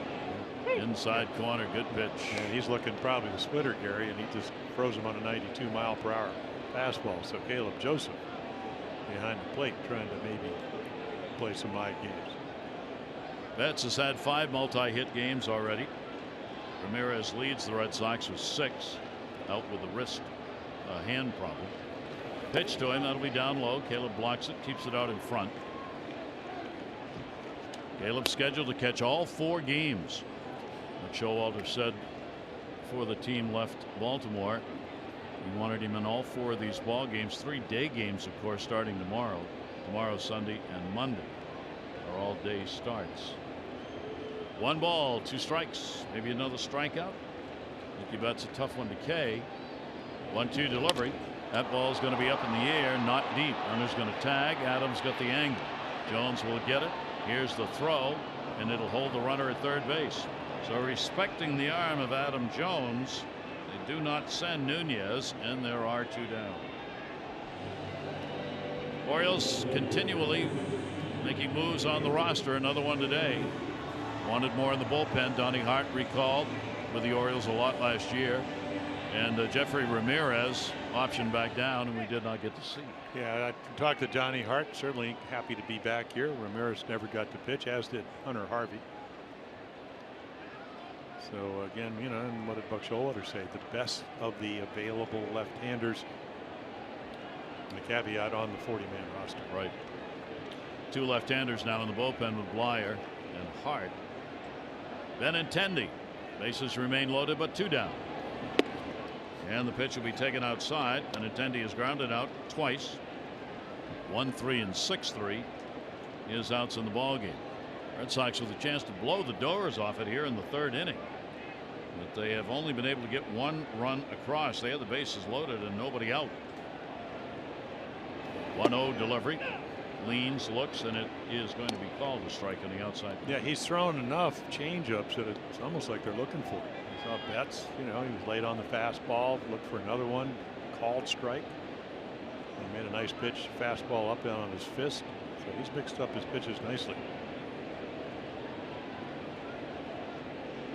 Delivery on the way and a swing and a big cut. Gary, I mean, that's about as good a changeup split, whatever you want to call it, in baseball. I mean, the bottom drops out. And it's like a Steven Strasburg changeup. I mean, the ball goes straight down, and you know, again, the good splitter, it appears to be a fastball, and when you keep it down, which he's been able to do, almost unhittable. Runners with their leads, 1 and 2. Araujo, that high set. Benintendi just able to get the bat around in time to follow. See, that one stayed up a little bit, so a little bit more hittable. And the other thing, if you watched, you know, if you're a Red Sox fan, or you watched them play last night, what Andrew Benintendi, when 2 strikes, he will go to left field. He did it last night. Delivery again on the way by Attendee. It goes after it, and Arojo gets a strikeout. What a job he did for the Orioles here to hold them in this ball game. 1 run in on a couple of hits, and the Red Sox will leave them loaded.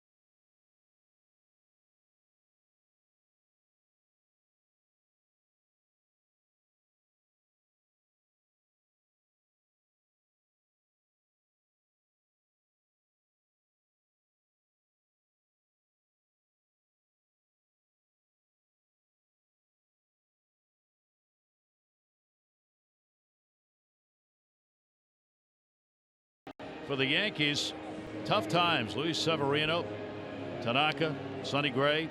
They allowed 17 runs and 22 hits in the 13 innings they worked against Boston. The starters really got hammered. Toronto, they're using the long ball. 19 home runs. They are second now in the majors in homers. The Angels have 22. And Tampa Bay, they've got a losing record, but 8 of 12 decided by just 1 run. They are 3-9 going into tonight's play. Yeah, and Josh Donaldson on the DL with right shoulder problems for the Blue Jays, so they certainly will miss him. Yeah, he was off to a pretty good start, even with the dead arm issue. Rodriguez delivery will miss outside for a ball. Adam Jones leading it off for the Orioles. You know, at Fenway Park, you know, obviously peck away. Yep. Talk about that bullpen, you know, better at the back end than the middle. Try and get the pitch you want. Adam Jones going after one there, and a 1-ball 1-strike count. Rodriguez has walked 1 and struck out 3 for the 25-year-old. Orioles sac fly RBI by Jones in the first inning for their only run.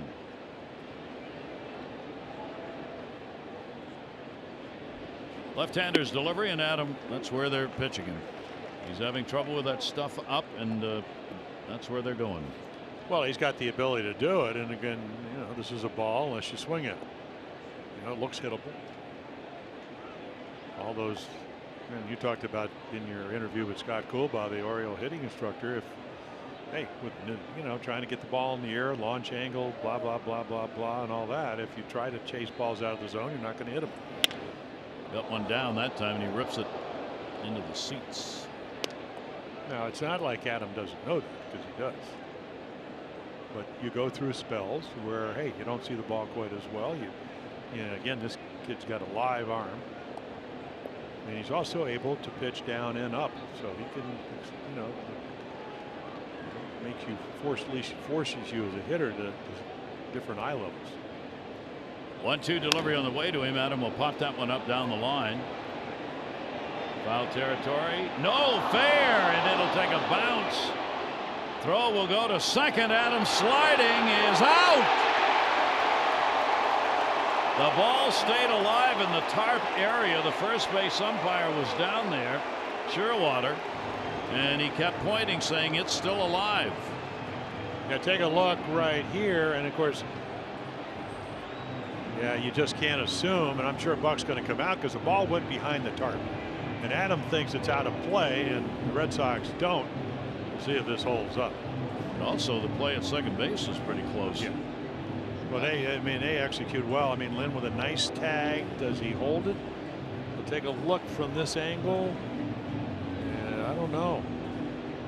I mean, he tagged. Actually, it's funny because before the game today, they spent an inordinate amount of time on the ground rules. Buck Showalter was out there with Cora exchanging the lineup cards. Well, I think if you go back and challenge, I mean, you know, you're down 6-1.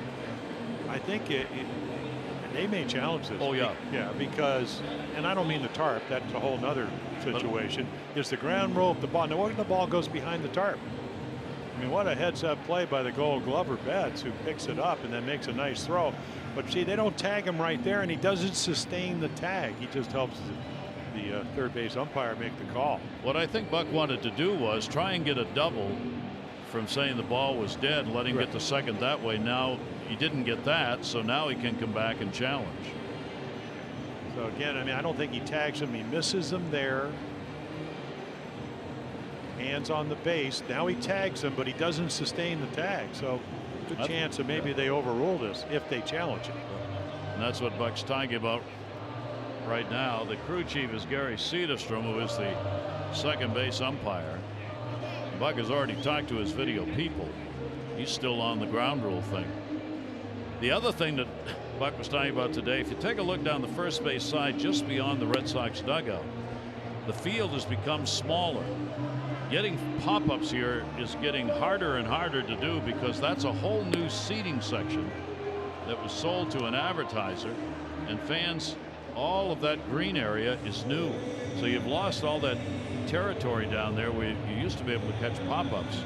See, that used to be part of the field in foul territory, not anymore. So here we go again, and I don't believe the Orioles are going to challenge this, but he tags him with his right hand, but not the glove till there. And he did challenge, Jim. Oh, did he? Okay, yep. So and he doesn't see, he comes off the bag, except maybe with his right arm, but the glove's already gone. You know, he didn't sustain the tag because he was just trying to get to him in the first place. So we'll have a review. This is going to be on the call. I think the tarp rule is the same thing as you have where a ball rolls underneath the padding in the outfield. If the fielder can play the ball, they allow the play to go on. Or in some of the dugouts where they actually have the stools on the field. If it gets stuck, then it's a ground rule double. So Adam taking a look up there on the big board. Well, it's kind of amazing because Morit, he gives up on it and the ball's, because I think he probably figures maybe Betts has a better angle, but what a heads up play. And then again, I don't think he tags him there, and when he does tag him, he's already on the base. I think he's safe. Meanwhile, Eduardo Rodriguez is taking warm-ups, as he should.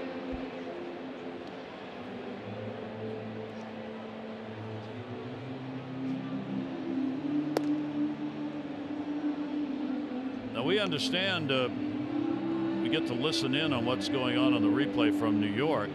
They're saying that this challenge is whether or not the ball was in play, not the call at second base.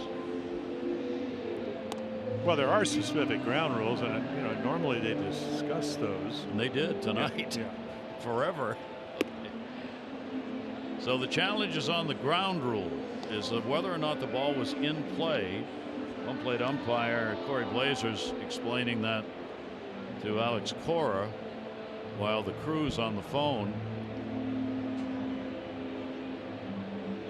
I don't know what the replay would show that would help here. I mean, well, except it's behind the tarp, and you would think that, I mean, if he doesn't reach down there, what if it's a little bit farther?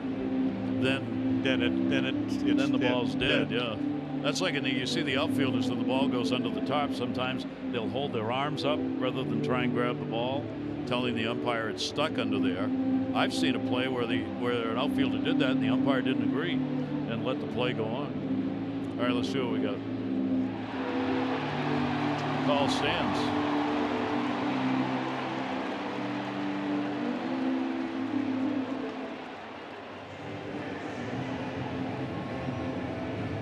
I think Buck might have had a better chance on the call at second I base. just didn't think that he tagged him before he got to the bag. Well, in any event, that's the challenge, and it's lost. Well, leadoff double becomes an out. You know, when you're trailing by 5, it's certainly not what you want. So Adam Jones trying to get into second base on that ball, couldn't do it on the backup made by Nunez, and the tag put on by Lynn. One away, leadoff man retired. Here's Danny Valencia. Valencia flied out to right field his first time up. One down, nobody on. That'll be to third. That's a fair ball. It'll hit the stands, ricochet out. This is where the shortstop's got to cover.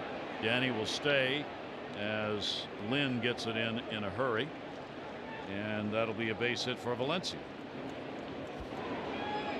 Well, great vantage point right here. Just screams it over the bag, and then the Fenway wall comes into play. Not the green monster, but the one that juts out close to the foul line. And well, I've been coming here since 1965, and I can't tell you how many times, if you know, that visiting shortstops, and that's one of the first things, if you're a young shortstop infielder, you got to go out and get that ball, which Lynn did. Otherwise, it can be a double. Yeah, they practice that because the left fielder has to go over and cover the line in case the ball scoots by. So the Orioles' Chris Davis will stand in, a strikeout victim his first time up. Orioles now with 4 hits in the ball game, and Adam Jones out of there, and a big chance of the Orioles maybe to get something going in the inning with that out at second base costly.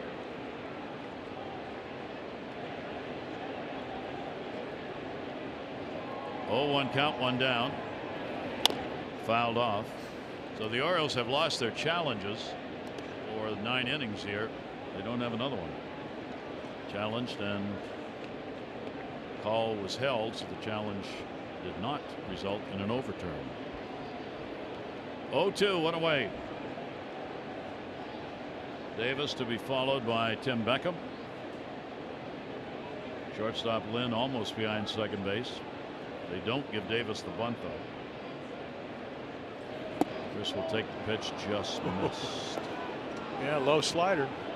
Vasquez, you could see, went to the multi fingers, and then it's just a little bit low. He tries to bring it up, and he does it so deftly. I mean, he's a terrific catch and throw guy. Very subtle move to try to get it back into the zone. Chris, a 208 hitter off left-handers last year, 208. Delivery on the way to Davis, and went away with it and gets the strikeout. Well, this is why Eduardo Rodriguez is going to be a good pitcher, because first 2 pitches are 2 seamers right underneath his hands, misses with a slider, and then just try to hit this. So you got the fastball to both sides mixed in with a slider, and then all of a sudden just can't quite catch up to it. Again, I mean, look at the location. Glove on the corner, ball on the corner. 4 strikeouts picked up by the Red Sox starter. So 2 down with a runner on at first base. Strikeout victim Beckham. Rodriguez struck the side out in the second inning, and Beckham will foul tip that one. That'll go off Vasquez, the catcher. Orioles in the strikeout department. Coming into this ball game, has struck out more than any other team in the American League. The Red Sox keeping the ball in play, the 3rd fewest strikeouts. 0-1 with 2 down. They play Beckham to pull. Pretty big hole between first and second. Valencia the lead. Outside corner strike. Tim didn't think so, and the count goes to 0-2.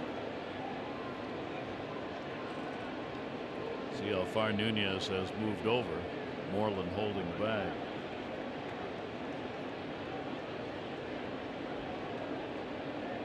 Oh, 2.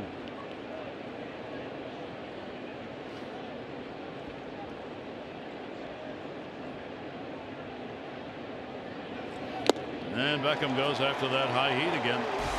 And another strikeout, 5 on the board for Rodriguez.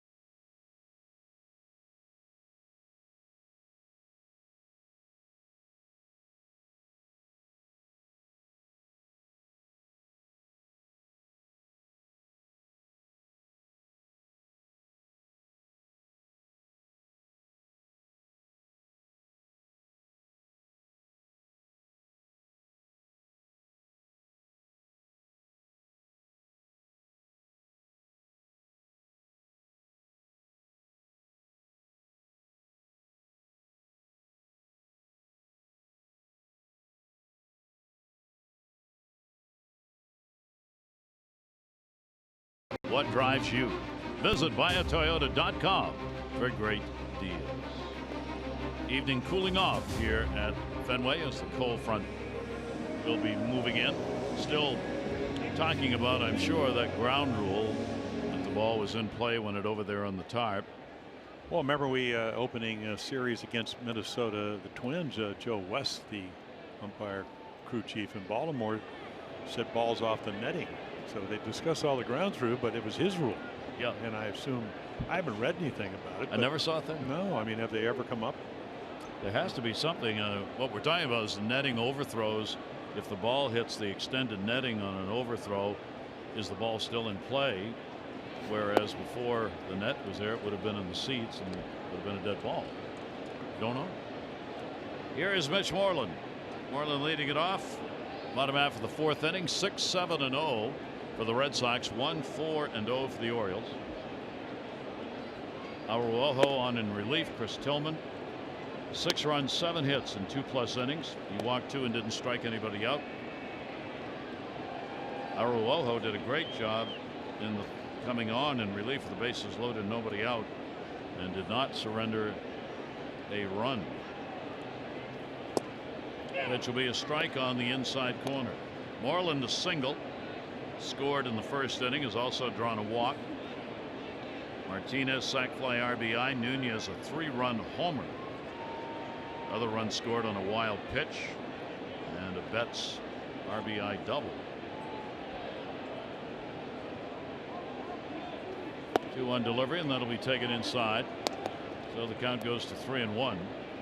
Yeah, Moreland kind of an early sign because they didn't know if they were going to sign somebody to help with the ability to hit home runs. So Moreland signed quickly. You know, last year had a broken toe and played through it. So the numbers went down, but still hit 22 home runs. And he's a plus defender. Won a Gold Glove a couple of years ago at Texas.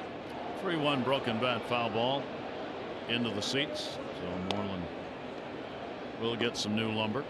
Alex Cora was saying today before the game, I know we're missing Bogarts, I know we're missing Ramirez, but he said, I feel completely comfortable with the lineup that we're putting out there, and I do every day, which is why I'm continuing to rotate players. He plans to rest players on a regular basis throughout the course of the year because he feels he has that flexibility. Foul back up and out. Yeah, their roster, and again, you know, whether, I mean, I talked about it briefly, you know, when they signed Moreland, I'm going, well, what if they get J.D. Martinez? So what? People get hurt. He's a good defender. You know, you'll have too many players. I don't think you'd ever have too many quality players. I'm sure that's what Alex was talking about. Better to have that problem than not have enough. Count is full, 3-2. And he chases the heat upstairs. So Moreland goes down swinging. 3 strikeouts. And 1 down here in the fourth. Well, never, what, a couple innings higher than A-ball. And all of a sudden, here you go. In the big leagues, you know, again, around the plate enough. This is what he did in spring training. That's obviously over his head. But somehow, you know, maybe you don't pick the ball up. Certainly, I mean, the splitter, you can see why that's a difficult pitch to hit because it goes straight down. But maybe 93 doesn't look 93. It looks 95 or 6. Here is Martinez. J.D. Martinez, 10th professional season. First one, of course, for the Red Sox. 20 or more home runs each of the last 4 years. He has had continually been able to put the ball out of the ballpark. Well, how about 45 home runs in about, what, 119 games last year? Towering pop-up. Shallow right. Scope out. And called off. And hauled in by Gentry for the out. And there are 2 down. Get breaking Oriole news as it happens by checking out MASNsports.com. Visit our site for the latest headlines from Rock Cavaco and Steve Molesky. Don't miss out on any of the old stories. Check it out at MASNsports.com.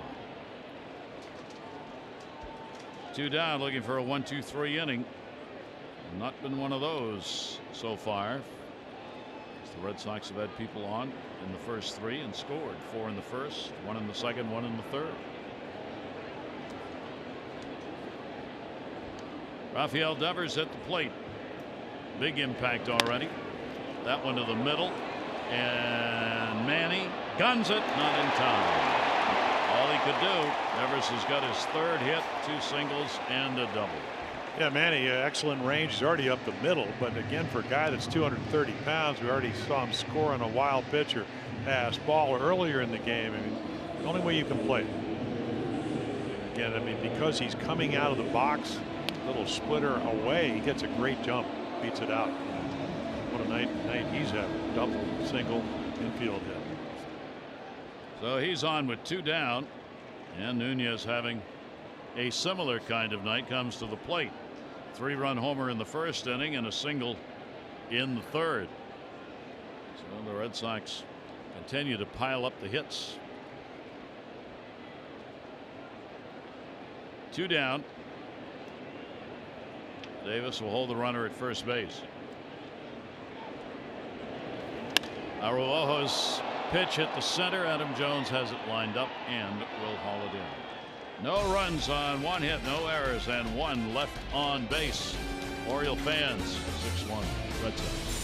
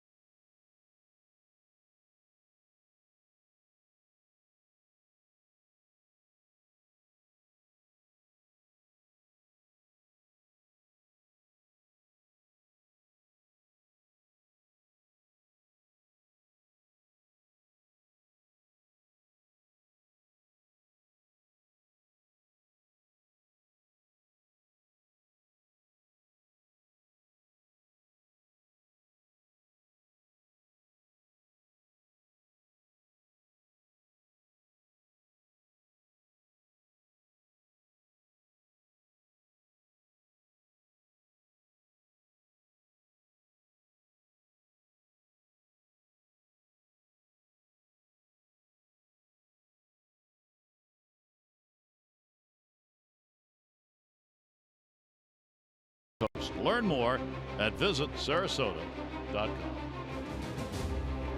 Fenway Park in Boston for the first of this 4-game set. 6-1 lead. Former Oriole Rodriguez, the left-hander, on the mound with a walk and 5 strikeouts so far. A day game tomorrow. Alex Cobb debuts for the Orioles.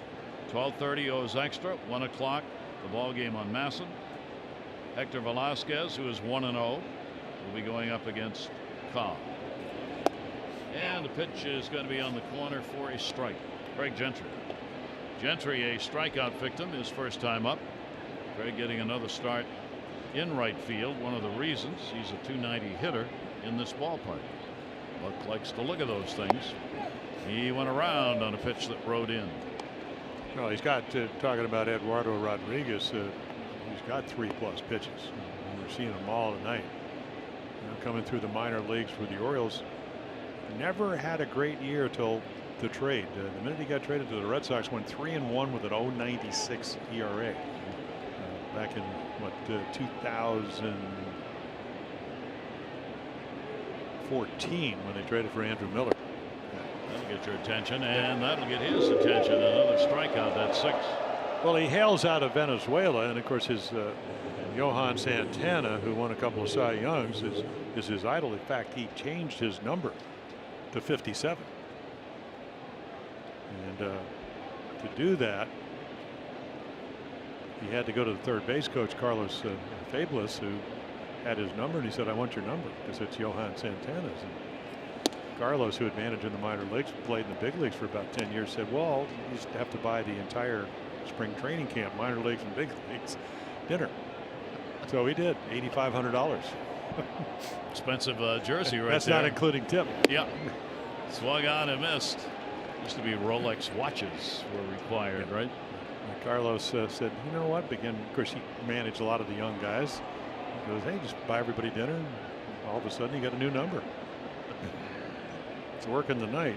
1-1 delivery on the way. His strikeout high last year was 7. That came against the Orioles.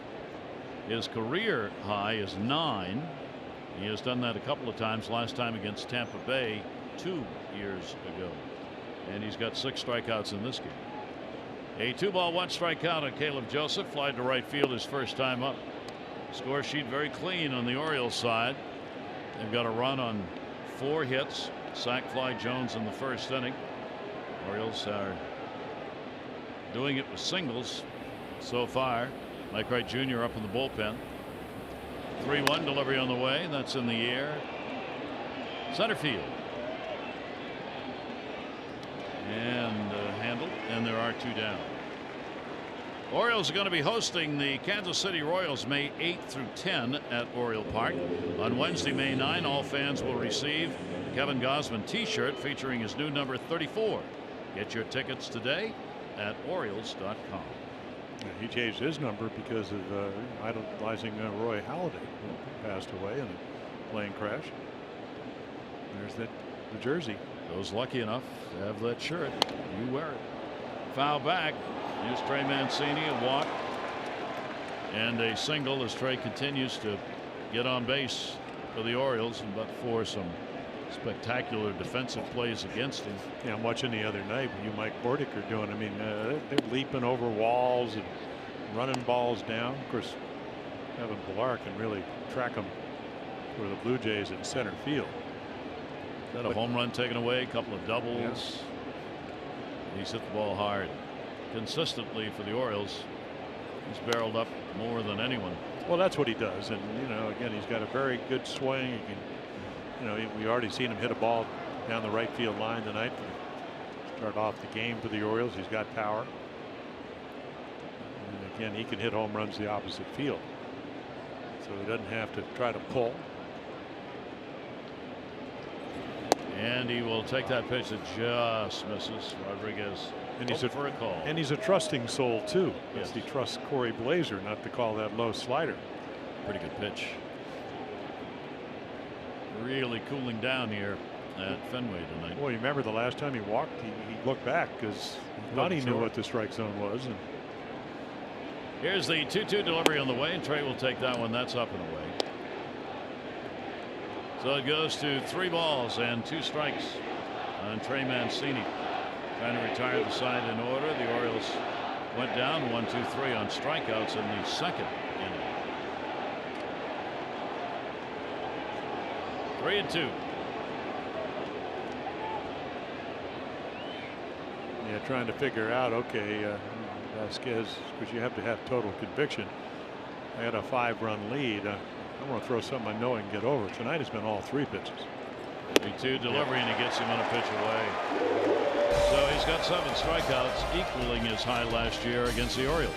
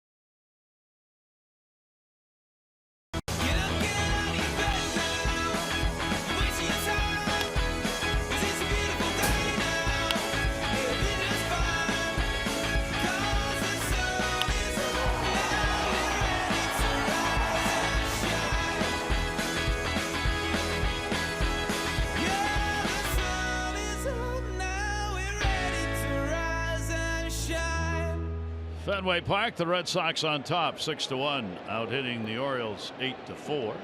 Yeah, Mike Wright Jr. is abbreviated start in the Yankee Stadium, so he comes in. A couple of starts this year. One in Houston, pretty good, or against Houston, pretty good, and confidence build. Again, I mean, he pitched well. He got a good cutter, pretty good velocity. Keep the game right here, build up the confidence. Never know, may get another start. Jackie Bradley Jr. has been hit by a pitch, and he has popped out. And that one, he will foul off down the third base side. Yeah, man, he goes over, almost fair. For Wright against the Orioles, he owns a 1-1 record. He's had 8 games previously, 3 as a starter against the Red Sox. His ERA against the Red Sox 10.13. Wright's delivery and upstairs, fouled straight back, bottom third of the order. Vasquez and then Lynn. Araujo, good job, couple of innings, 1 hit. He walked 1, struck out 3, going on for Chris Tillman. So another night where the bullpen's going to have to bear the brunt of innings pitched. And he gets him on a good pitch at the knee. Yeah, I don't think Bradley thought that changeup was probably a couple of inches off the corner, but again, throw it close enough. Look at the glove, and again, nicely. They say when they send you to jail for something you didn't do, framed. he framed him. Whole new meaning. Yes, for framing a pitch. Here is Vasquez, Christian Vasquez, the catcher. He's drawn a walk and he is flied out. Pitch will be in there for a strike. Vasquez 1 for 1 off Wright. Red Sox taking a lot of punch out of this game in the first inning on that 3-run homer by Nunez. 4 runs, 3 hits in the inning. The Orioles have had to battle uphill, even though they got a run in the first themselves and had that early 1-0 lead. Cobb comes on tomorrow, as we said, for the debut, and there is a spot available on the roster right now. That pitch is taken on the inside corner for a strike. yeah, it's usually for Mike Wright Jr. not a pitch of choice, the curveball, but used it down in Houston effectively.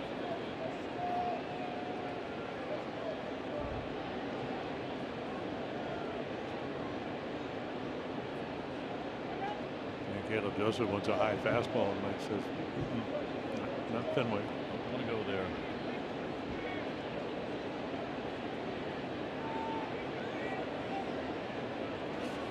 And foul back, got it away. Talking about roster spots, the Orioles have announced tonight that they have returned the Rule 5 left-hander Nestor Cortez Jr. to the New York Yankees organization. They put him out there, and Yankees getting back. Yeah, I think they pay maybe half of what the Orioles paid. $50,000 back.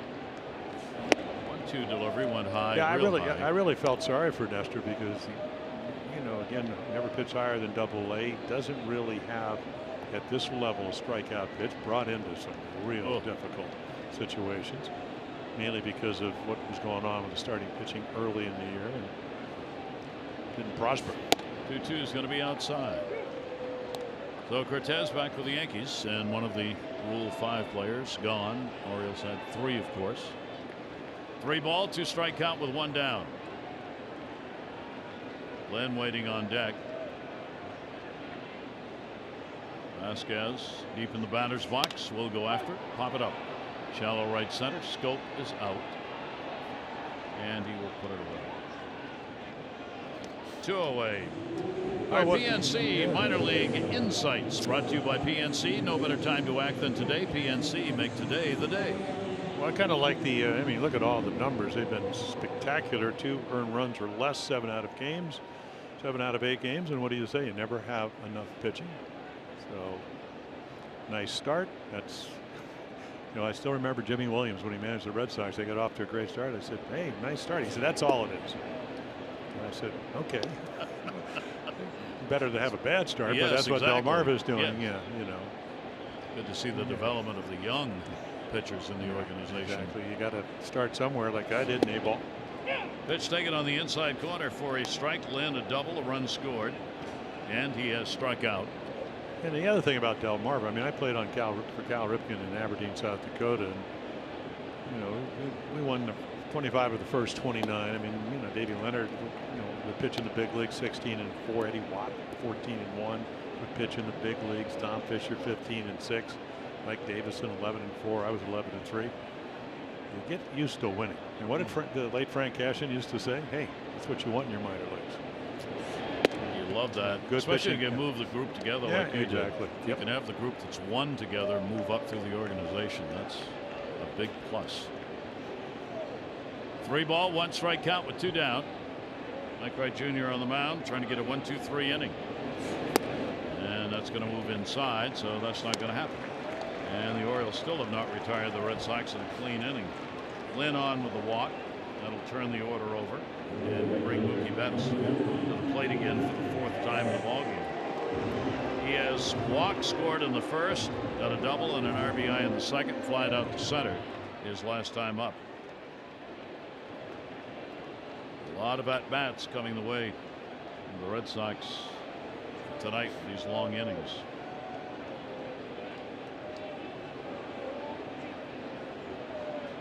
Wright's delivery to him will be there for a strike. Betts has gone 3 for 8 off Wright, and 2 of the 3 hits home runs. Yeah, and I think right there, I mean, he probably was looking fastball and he got one, but it was, you know, a pitcher's pitch. So what did he do? Again, you want to be disciplined. Runner off first, pitch away. 1 ball, 1 strike count. Red Sox have been able to draw 4 walks in the ball game so far, and the inevitable run scoring in the first inning when Betts got the leadoff walk to start that inning. Yeah, after the Orioles took a 1-0 lead, last thing you wanted to do. Betts will foul it upstairs. Red Sox coming in, of course, with that 10-2 record. They are off to one of the best starts they have ever had. Only the 1918 team went 11-2. Teams that have gone with this 10-2 mark: 1904, 1918, and 1952. And that one in the air to left field. It is headed to the wall, and it will be hauled in by Trey Mancini. Runner left on. Let's take a look at our M&T Bank due-up. For the Orioles, it'll be Machado, Scope, and Jones.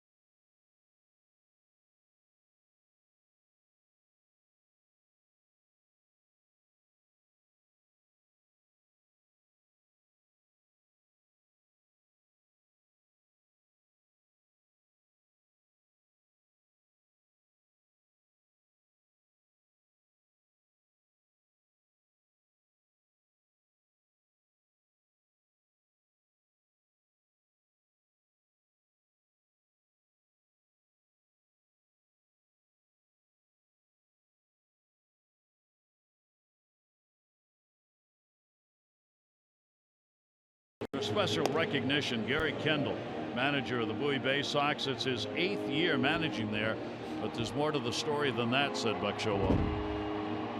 You know, tomorrow is Gary Kendall's 1,000th game at Bowie. 19 years organization. That's a pretty big deal. He's been a rock, boy. Nothing beneath him. Gary's special. We're lucky to have him. Yeah, and he started. I mean, you know, he grew up in Baltimore and went to Sparrows Point High School, and well, it seems like he's been around forever, and you know, he probably has. And then, of course, he started Bluefield and worked his way up Delmarva and Aberdeen, short season. Congratulations to him on a wonderful career already, obviously, and best of luck to them, the Bowie Bay Sox, here for 2018. Here is Manny Machado. Scope and then Jones due up. We go to the top of the 6th inning. Red Sox leading by 5. Machado has flied out twice. Eduardo Rodriguez with 7 strikeouts and a walk in the ball game. Orioles have picked up 4 singles off him, and that has been it. These two know each other well and continue to play a little bit of the cat and mouse we've seen on and off because Rodriguez takes so long. Pitch on the way, will miss and be inside. Well, for Eduardo Rodriguez, I mean, it started with Manny after Mancini singled. He got behind him 3-1 and threw him a great slider, and that's how he got the first short fly ball. 1-1 delivery scooped away. So he's third. Notice, and if you looked at the scouting report, it was pretty much fastball changeup. But he's thrown more sliders, second start of the season. And they kind of held him back because of that right knee surgery to repair the patellar tendon, which goes down the front of your kneecap to stabilize it. He's got 79 pitches. Red Sox bullpen's going to be activated. Not necessarily on a pitch count, said Alex Cora, his manager, but certainly going to keep a very close eye on him, this being only the 2nd start. So one would think this may be the final inning for him with the bullpen being activated. And he certainly has done the number, and the Orioles certainly hope it is his last inning and get to the bullpen if he continues to pitch this inning the way he has. Heart of the lineup. So pitch on the way, that'll be fouled back. Took a little off that. Manny reaching out in front. And of course, we've come to learn after watching the postseason, especially with the Dodgers, who led all the teams to 104 wins last year. Their starters average 86 pitches for the year that they won the most games. So they look at what happens the 3rd time through the order. So whether it's not pitch count anymore, that's what it used to be. And now it's what's the batting average tell you. And do you have a guy better in the bullpen? Usually you do, but maybe not so far for the Red Sox. 2-2 up in the air. First base. And Moreland there to put it away. 1 away.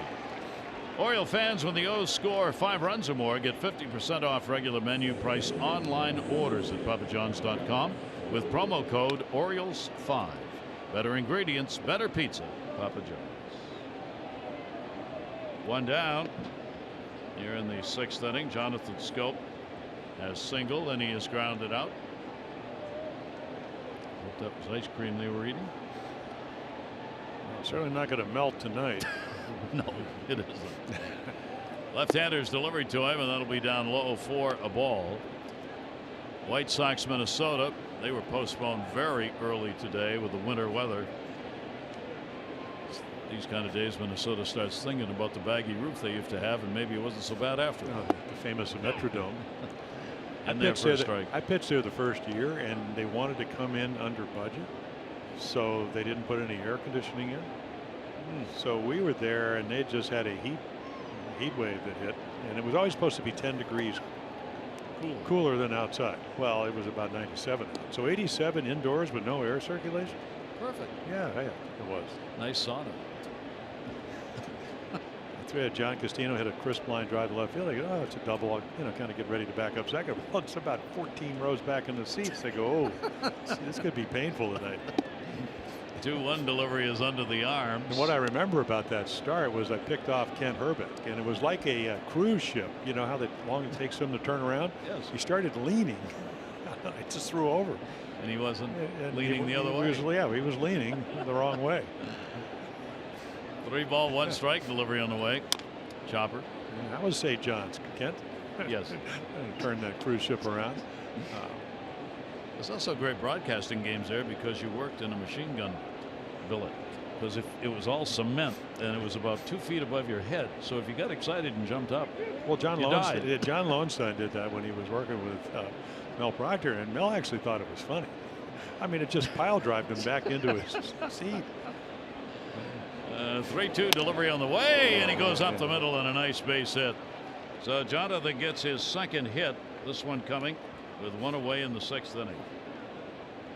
Yeah, bullet back up the middle. Great view right here. You know, a little cutter that starts off the plate. This is about plate coverage.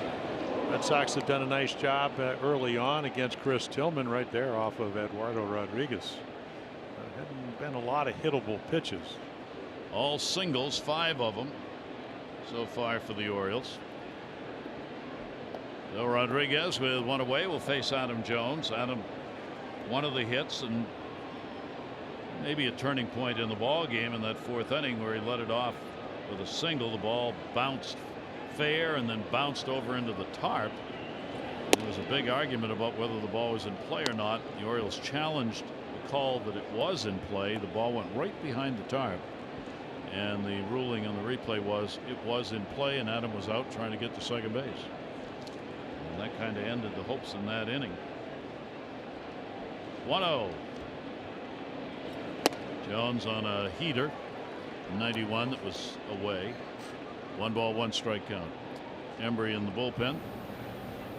And a hard throwing righty, so he gets loose. 1-1, 1 down. Red Sox would like, and Rodriguez would like, to get through the inning. He's thrown 90 pitches, which may already be a little more than what they had hoped for in this game. 1-1 pitch on the way. Will be outside. Count goes 2-1. Yeah, 92 pitches, 55 of them for strikes in his last start. Of course, when he left, they didn't get him early runs. He was trailing 3-1. And that's the game where they came back with 6 in the 8th to win. They were down 7-2. So he got off the hook. 2-1 delivery is hit to left field, right off the end of the bat. Benintendi puts it away, runner halfway.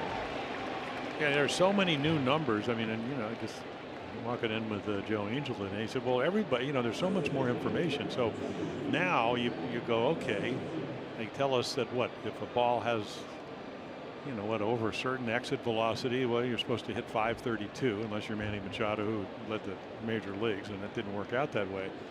But I think the one thing that's constant ever since I played the game, if they don't hit the ball hard, the hole's usually close. So exit velocity, if you can limit it, and even there, just enough movement with that slider to get it off the end of the bat. And you talked about barreling. When they start barreling the ball, that's when you go take a shower if you're a pitcher. Yeah, no question. I mean, that is a truism. The velocity does matter as far as the number of hits you're going to pick up, and then you'll always have the odd number. Trey Mancini's barreled up so much we talked about earlier, but they've been either great defensive plays or hit right at somebody, which Manny's problem was last year in part. Pitch taken up and away. Danny Valencia has picked up a base hit, and he is flied out. 2 away here in the 6th inning. But Rodriguez trying to continue what the Red Sox starters have done. They've allowed 1 or fewer earned runs 9 of 12 starts this year. 9 out of 12. 1 or none. Here's the 2-0 delivery. That's there. Yeah, Danny Valencia, as you mentioned, I mean, he wears out lefties. He goes, okay, I'll make you throw a strike because I get 2 more. 2 ball, 1 strike count. You're looking for base runners. Yeah. I mean, that's when you have to subjugate your ego, and I mean, try to do it from 1 through 9 from the 1st inning to the 9th inning. Have a runner at first base. 2 down. Close, a little low, maybe outside. And you figure, yeah, you figure with Chris Davis on deck, I'm not sure they're going to bring in Embry to face him. So, of course, you can see Dana Naranji going. Is he ready? Kind of going to his hat must be the signal. Tip your cap when he's ready in the bullpen. 3-1. That'll be foul back, so he comes back on him. Valencia asking the home plate umpire, was that a strike? Danny didn't think it was. After he fouled it off, he kind of gripped the bat like, why didn't I let that go? Well, this is where the early runs come in for Eduardo Rodriguez, because he still, you know, he gave up a run, got 4, so 1 pitch hasn't made a difference. And even here, with a man on, You know, I think his mission right here is, whatever I think I can throw it for a strike, go to that pitch. See what he's got. Runner will go. 3-2, 2 down. Jonathan Scope takes off from first base, and he walked it. Well, that's what the Orioles needed, and Danny Valencia gets just the second walk they have picked up in the ball game. And now a question of whether or not they'll leave him on for another batter.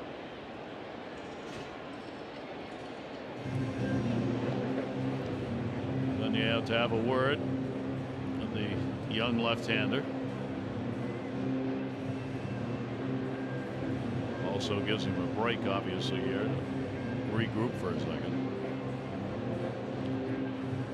If you don't have a glove, you notice you speak into your sleeve. Usually you speak into the glove, but when you're the pitching coach, you don't have that, so you just speak into your sleeve. And hope the newfangled watch doesn't relay your message around the world. Orioles have runners on at first and second. See if they can do something with it here with Chris Davis. He has struck out twice. 2 of the 7 Ks for Rodriguez. Shift put on. Not very deep, though, as second base. Nunez stays in. And the pitch taken for a ball. No, it's a big moment because the velocity's gone down. The command has been exquisite. That's gone down. So maybe Chris Davis, who would loved, a couple hits in the last ball game. Had all these numbers and has yet to get a base hit on a fastball. Amazing. Think right here, and again, it's early in the season, but certainly going to hit off the fastball when somebody's throwing 92 to 94. 1-0 count with 2 down. Delivery by Rodriguez will be fouled off. Big cut on top of that one, just 82 miles an hour. Yeah, so there's your changeup. I think you're getting fastball, and there's just not a lot of separation. And again, when you're swinging at an 82 mile per hour changeup, you're not picking it up because that's usually a pitch you take. It have anything to do with that, especially with the movement and the great fade late life that he had. First at bat the Orioles have had tonight with a runner in scoring position. We're in the 6th. 1 ball, 1 strike count. Chris Davis waiting on it. Check swing. Missed with it. Yeah, so they're picking that pitch up and laying off it. Rodriguez looking for a final out. And I believe this will be his last batter if he cannot get, whether he gets him out or not. The Orioles is trying to take advantage of maybe a starter who stayed in a little too long. 2-1. And Davis steps out as Rodriguez steps off.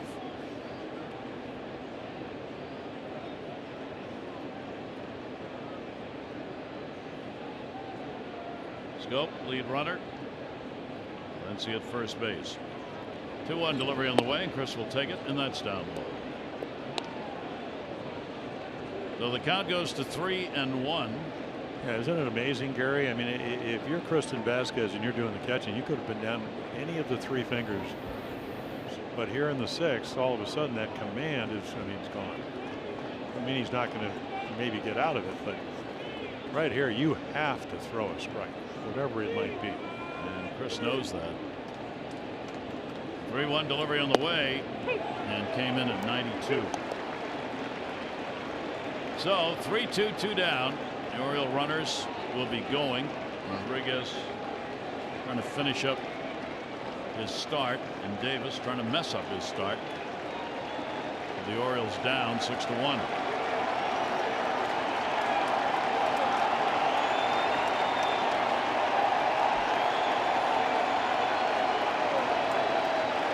3-2 delivery on the way, and he got him.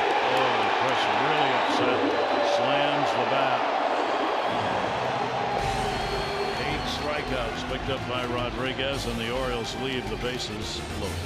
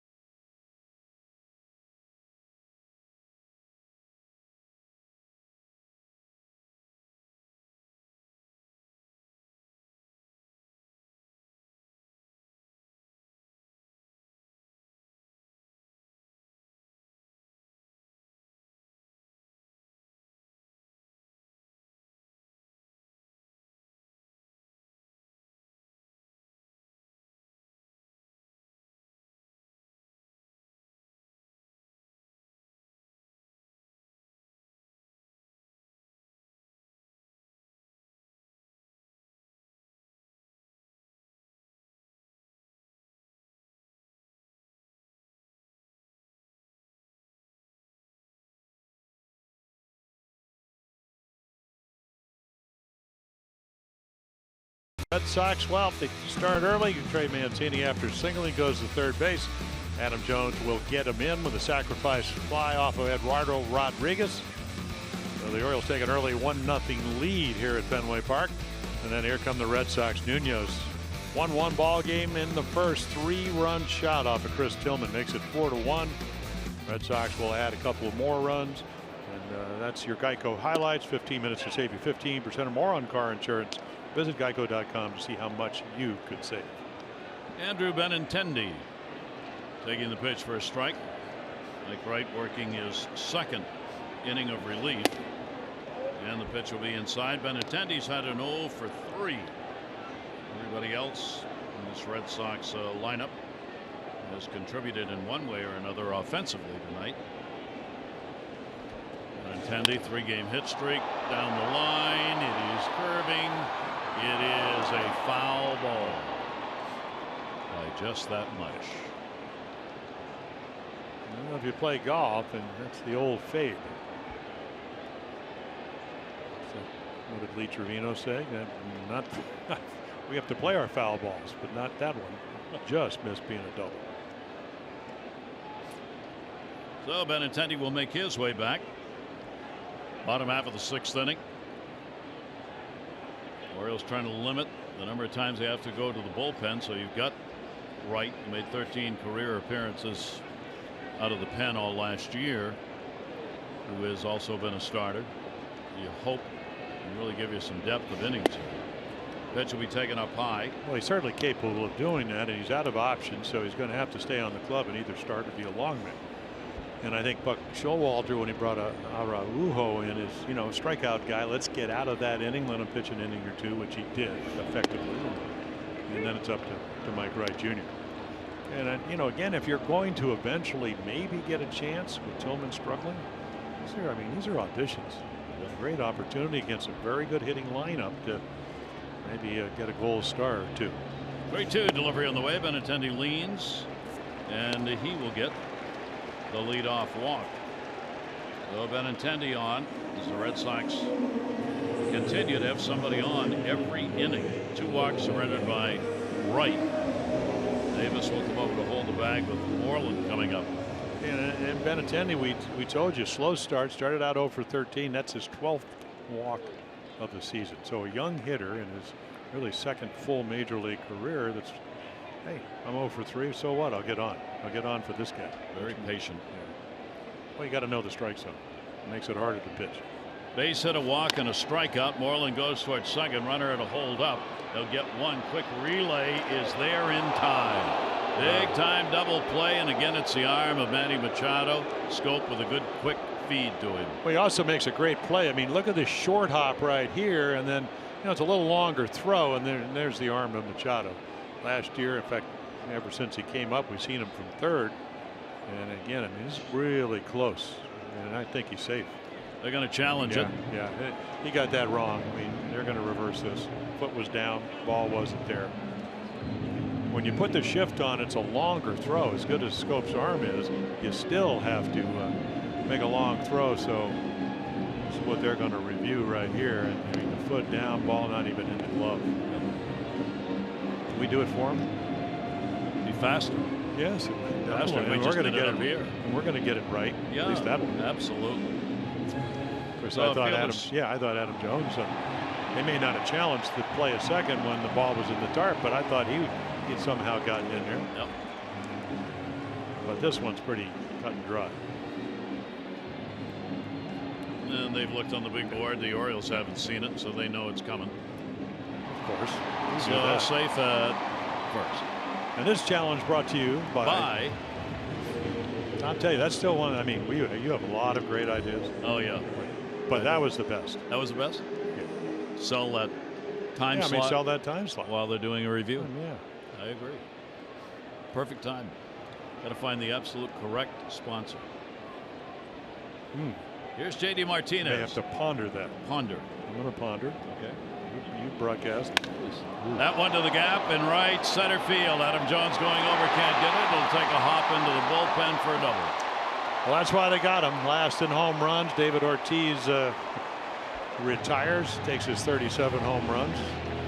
goes wherever he goes. In fact, the Dominican, wherever David wants to go. But this is what he did. I mean, he had 45 home runs, 22 to the opposite field. I mean, this is a bullet. Embry catches it on one hop, or whoever was warming up. So Orioles looking as to where they want them to be defensively here. They're going to move in the infield, trailing 6-1. 9 hits now for the Red Sox. Devers at the plate is already 3 for 3, a double, 2 singles, 2 runs scored, and he's got 2 in scoring position. Red Sox 3 for 8 in these situations in the ball game. Devers with a chance to have a monster night. Picks up another base hit here. Wright's delivery to him very late.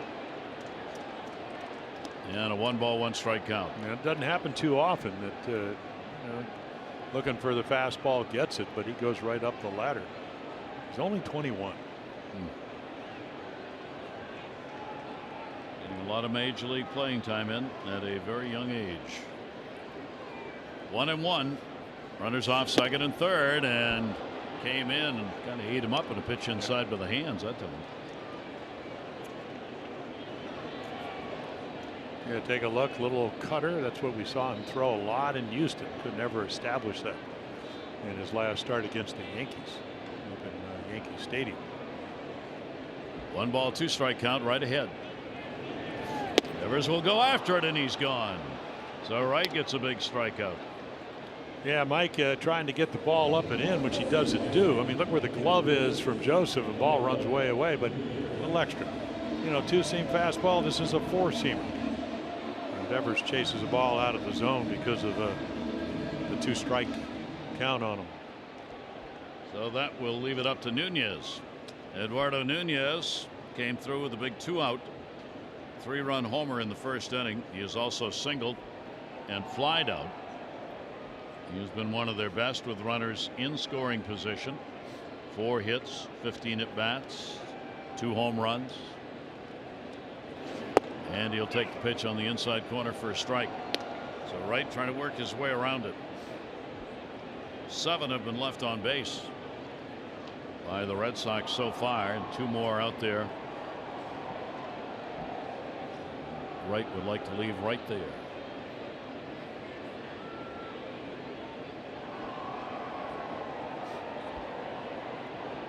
Delivery on the way to Nunez, and that's a strike at the knees inside. Yeah, that's a Chris Davis strike. Well, Eduardo Nunez, I mean, if you have a long baseball memory, he was the guy that when Jeter didn't play, came up in 2012 for the Yankees. He played shortstop. And he's turned himself into a good player. Can steal bases, hit some home runs. You know, again, better offensively than defensively. Can steal bases for you. Can do a lot of things. And move around. You can play more than one position, which always helps. Short, second, primarily. Alex Cora, who loves having those kind of players who can continually move. He kind of what Alex was. Yeah. Never a home run hitter like Eduardo Nunez, but certainly a utility guy that could play everywhere. 0-2 count. And did he go? Ball right there for Caleb. Held up.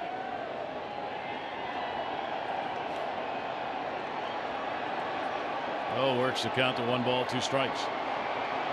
Red Sox after their 11th win against 2 losses. The Orioles 5-8. Trying for 2 more runs with Moreland and Martinez, their base runners.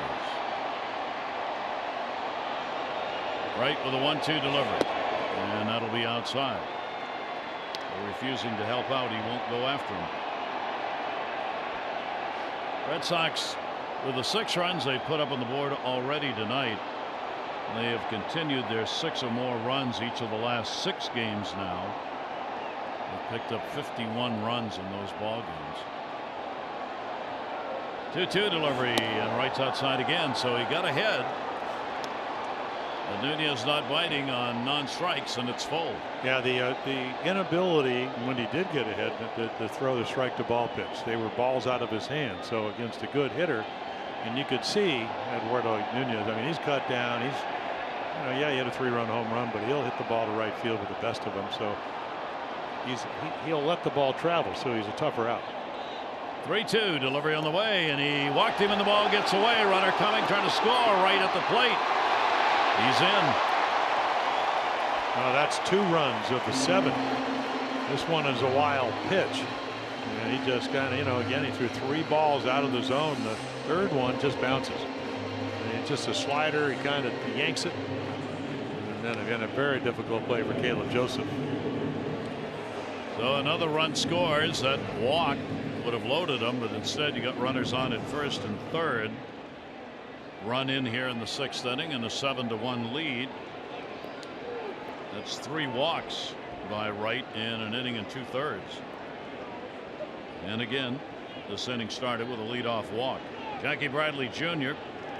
popped out, struck out. He's drawn a free pass. Runners on at first and third. He'll take the pitch inside for a ball. That's what the Red Sox have been doing here in their first dozen games. Just pounding away. Yeah, you really have to be in control of all your faculties as a pitcher now to be able to compete with this team. 1 for 3 against Wright. Misses that one. 1 ball, 1 strike count.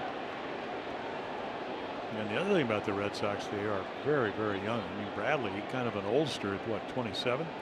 That's his 25. Benintendi's 23. Devers is 21. First and third. 1-1 delivery on the way. Breaking ball. That's going to miss inside. And Wright falls behind on the count 2-1. First of 19 these teams will play. And this one, 4-game set. Showalter keeping the pen quiet out there, hoping Wright can go on a while. Delayed on the cut, third base. Beckham will get there and put it away. So they will pick up on the wild pitch, a run, and leave a couple on.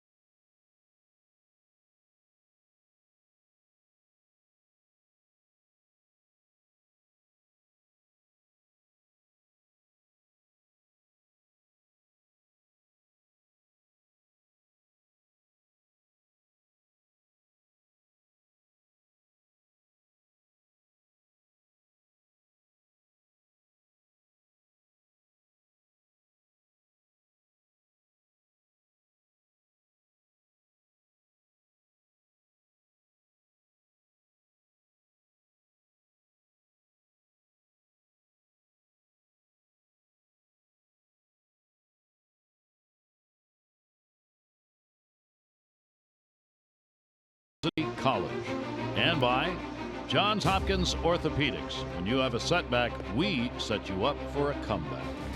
Fenway Park in Boston, first to 4. Red Sox opening up a 7-1 lead going to the 7th inning.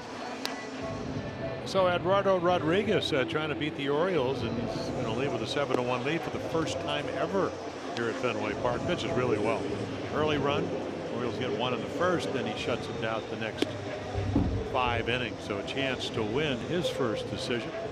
Heath Embry came over from the Giants, so he's pitched in 100 games for the Red Sox the last 2 years. 62 last year. Fastball, slider. 93 to 94. Those are the numbers. This year got roughed up a little bit. And the Yankees 10-7 win. But a good arm. Tall, 6'4", well over 220 pounds. 12th appearance against the Orioles in his career. Has a 1-0 record. ERA just under 5 against the O's for his career. So we go to the 7th inning. 7-9-0 for the Red Sox. 1-5-0 for the Orioles. Embry's delivery inside for a ball. Orioles get Beckham, Gentry, Joseph due up here in the top of the 7th. Beckham has struck out twice. Davis has struck out 3 times. Gentry has struck out twice. So your 6, 7, 8 hitters have taken the K each time they come to the plate. That'll end right there in the ground ball to second. Nunez for the out.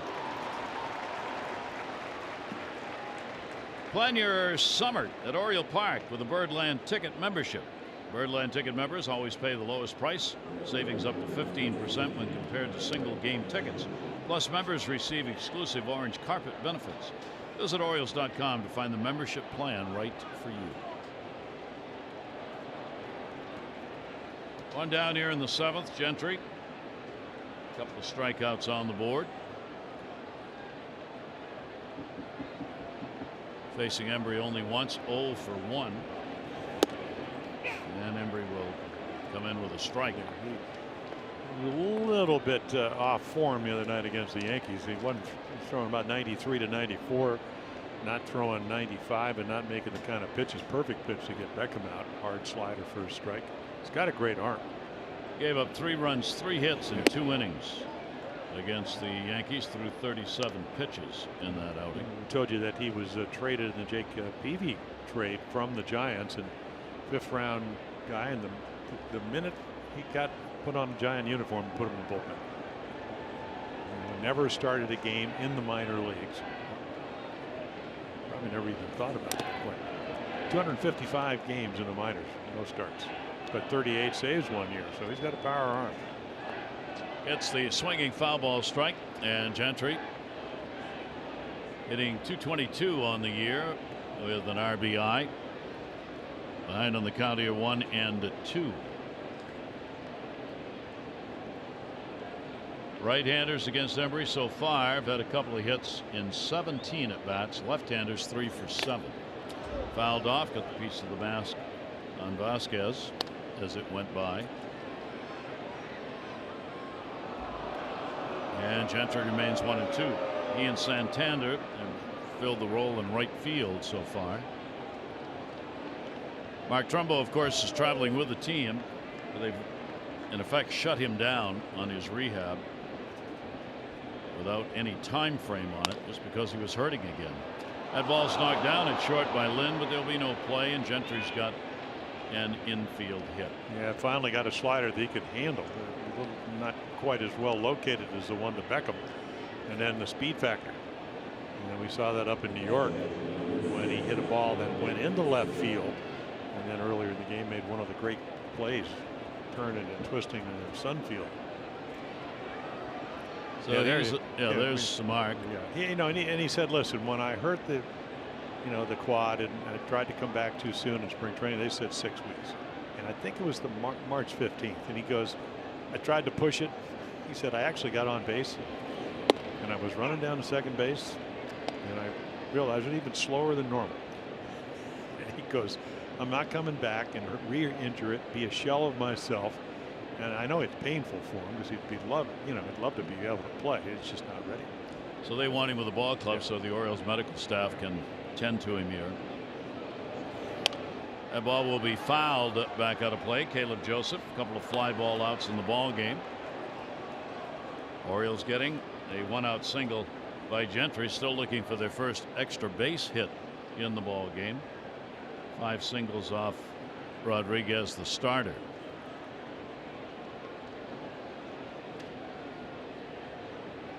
Embry with the 0-2 count. Gentry the lead at first. Joseph will take it up high. Yeah, I watched Embry, and I learned this early in my career. When you try to throw harder, you usually don't. So against the Yankees, and you talked about, giving up the 3 runs, he would reach back to get a little extra and throw it exactly where he just did. It's just amazing. It's kind of, if you ever play golf, you try to hit it real good. You either top it or you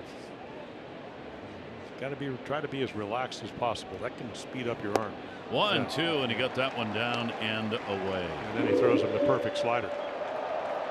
Perfect slider. It appears to be a fastball, and then it's got tilt. So not only does it go away from you, it goes down. I don't know if you can throw it any better than that. 2 down. Runner remains at first. Embry reached a career high in strikeouts last year. He had 70. Appeared in a career high 62 games. First major league season with the Red Sox. That ball fouled out of play. Couldn't get around on the heat. Trey Mancini. Trey has walked, singled, struck out. He scored in the first inning when he led the ball game off with a base hit. And Adam Jones brought him in on the sac fly. The Orioles' only run in the ball game. And the other thing about, you talk to pitchers this time of year and you go through it, you don't feel the ball as well.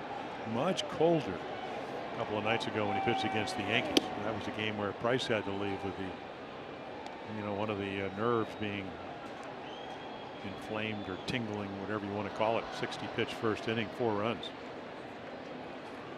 Price was going to pitch in this series on Marathon Day Monday. But he's out of there and won't pitch again until Tuesday on the West Coast. 1 ball, 1 strike delivery on the way, and that's going to be a base hit into right field. That's up to hold the runner at second base, and Mancini's on with his second hit and continues to go the other way. Well, again, I mean, he can do this. This is what he did all last year. The ability to stay behind the ball. What are you going to do this year? Look how the focus of, just the eyes on the back of the baseball, because that's what you're trying to hit. And he does it as well as anybody in this lineup. So again, the Orioles get a chance to try and work their way back into the ball game. Manny Machado's 0 for 6 off Embry. Orioles have runners on at first and second.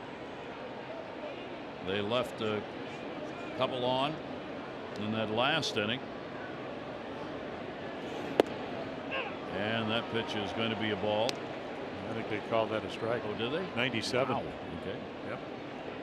Late call, but it's a call. 0-1 count. Embry's got 2 down. He's trying to get out of the inning. Goes down the line, and that is going to be a foul ball. Yeah, not too many hitters. We saw Mancini do it, but how do you, 95, 96 miles per hour, get on top of the ball? Manny about as good as there is driving the ball to right field. Wanted a double. Face tells it all. Would have had at least 1 RBI on him, maybe 2, with the runners going with 2 outs. Now a 2-strike count on Machado. He probably also figures that might be the last fastball I see. The slider's been real good for Keith Embry. Runners off first and second. Here's the 0-2 delivery on the way. Went out with it. And a 1 ball, 2-strike count on Manny. See, these are the big hits. Talking with Scott Coolbaugh before the game that the Orioles are still trying to find. They've been able to get some people on base. Scott said we've done a good job of that, but then trying to get the big hit to get people around, that's the one we're missing. 1 ball, 2-strike count. Embry's delivery way outside. That one gloved down, knocked down by Vasquez. Manny nothing close on the last 2 and 2. Yeah, again, ball's out of your hand, so not nearly as effective as the strike to ball slider. Of course, with 2 strikes, there's no guarantee he's going to get a fastball to hit.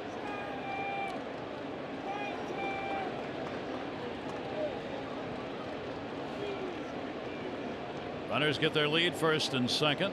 2-2 delivery on the way, and Manny will rocket that one center field. He got all of it. There's one of those big hits. That'll take a high hop off the wall. 400 feet away. It'll score 2. It's a double. Manny goes into second base, and the Orioles get a big hit and make it a 7-3 game. Well, he doesn't get a fastball to hit, but what he gets is a hanging slider. So it speeds up the bat. Jackie Bradley Jr. a BAL at FU. So again, 111 miles per hour off the bat. Here's our fourth drive of the game. You can see again elevated slider and just ripped to center field. There's the jump by Bradley Jr. Just couldn't get back quick enough. So Gentry, who's single, also to right field, or to left field. Mancini to right. And now all of a sudden you're within 4. Our fourth drive of the game. Hurry to your local Ford dealers for great savings on cars, trucks, and SUVs. So Kelly is starting to warm up in the bullpen. So a big hit by Manny, and still time here. We're in the 7th inning. Machado with that one now has got 8 runs batted in, and he's in scoring position for Jonathan Scope. Scope's had 2 singles and he has grounded out. Scope working on going the other way. Will foul tip that one into the mid. The Orioles trying to put across another one here in the 7th inning. First extra base hit of the ball game is the double by Manny Machado. Oh, and 1.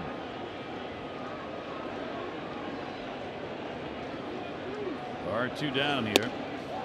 Came upstairs at 95.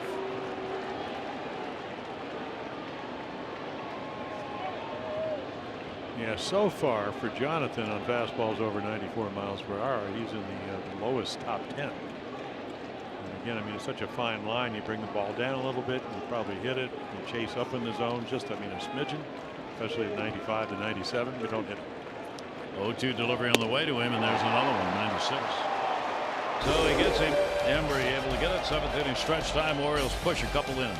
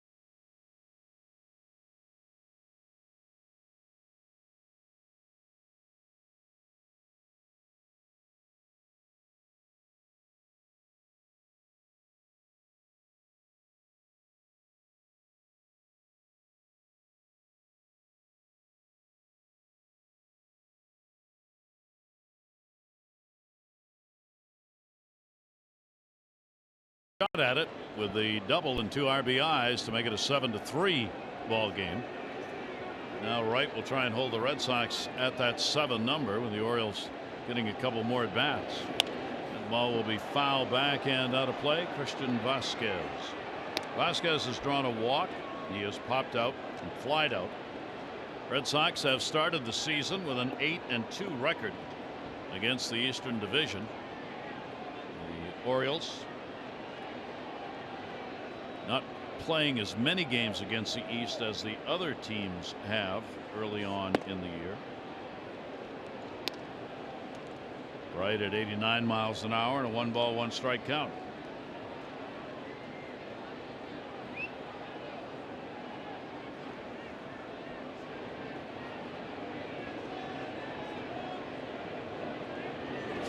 One delivery.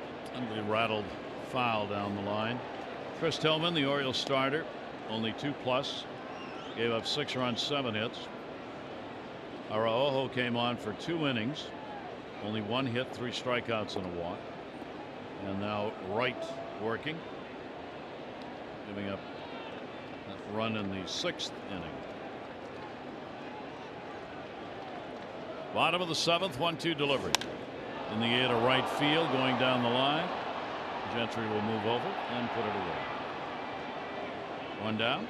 Let's take a look at this date in baseball history. A day that had some meaning in Baltimore baseball wise. 1914. The MLB returned to Baltimore. It was the Federal League. They were called the Terrapins, the Baltimore Terrapins. They opened up first game, beat Buffalo by a score of 3-2. Unfortunately, they would only be in town for a couple of years. And Willie Mays came back out of service to his country, 2 years worth. Homered off Carl Erskine at the Polo Grounds in his first game back. Some names from the past. Well, not Willie. I mean, Carl Erskine. In fact, well, we were up, on the board. He was on the baseball assistance team. What a nice guy. Great guy. On the board, and terrific pitcher for the Dodgers. Loved the Polo Grounds, loved Evetts Field. Erskine was a big New Yorker. Donnie Hart just up literally to the team and now in the bullpen.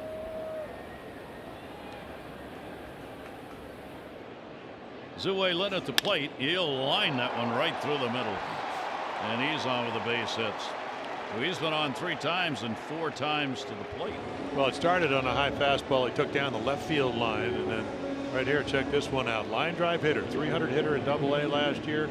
Great pitch to hit right down Broadway, or maybe Commonwealth Avenue here in Boston, whatever, Newberry Street, you name it, but very hittable, and he doesn't miss it. So that will be hit number 10 for the Red Sox. And now Betts, who's got one of them, a double and an RBI. Mookie Betts has also walked and scored and flied out twice. And Wright's delivery will be up and in. Yeah, he took a slider that was actually a pretty good pitch, but made a great swing, but got it right off the end of the bat and right to the base of the wall the last time.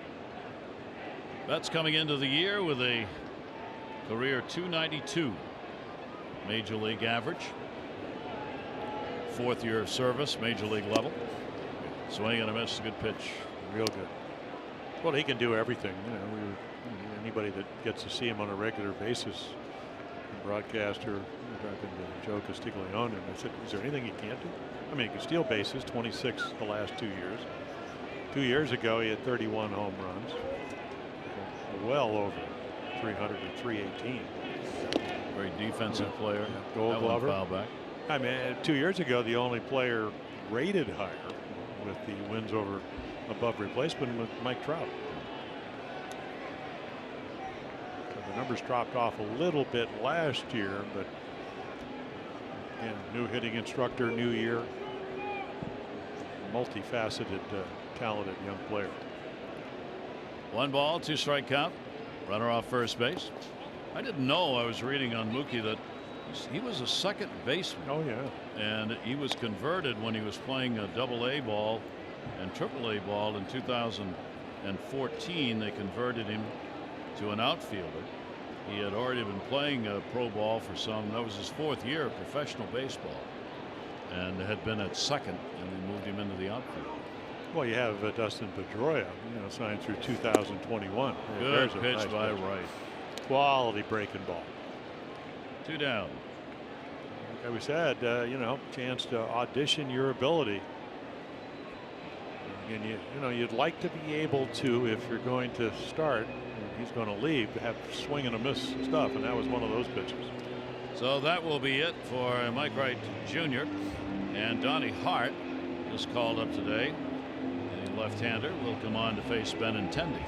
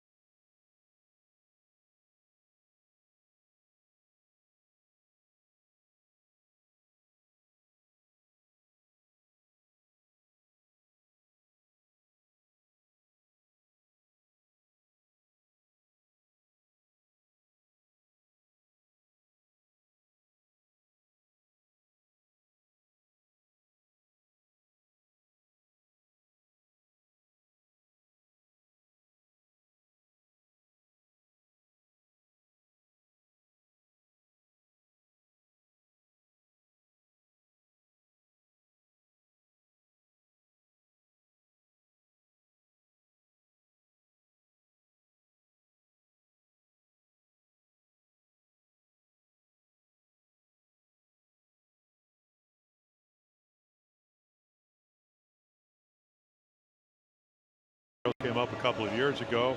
Towards the end of the year, 40 games. Last year, 51. Left-handed specialist. And happy to be back in the big leagues. Hart will work with the runner on at first base. 2 down.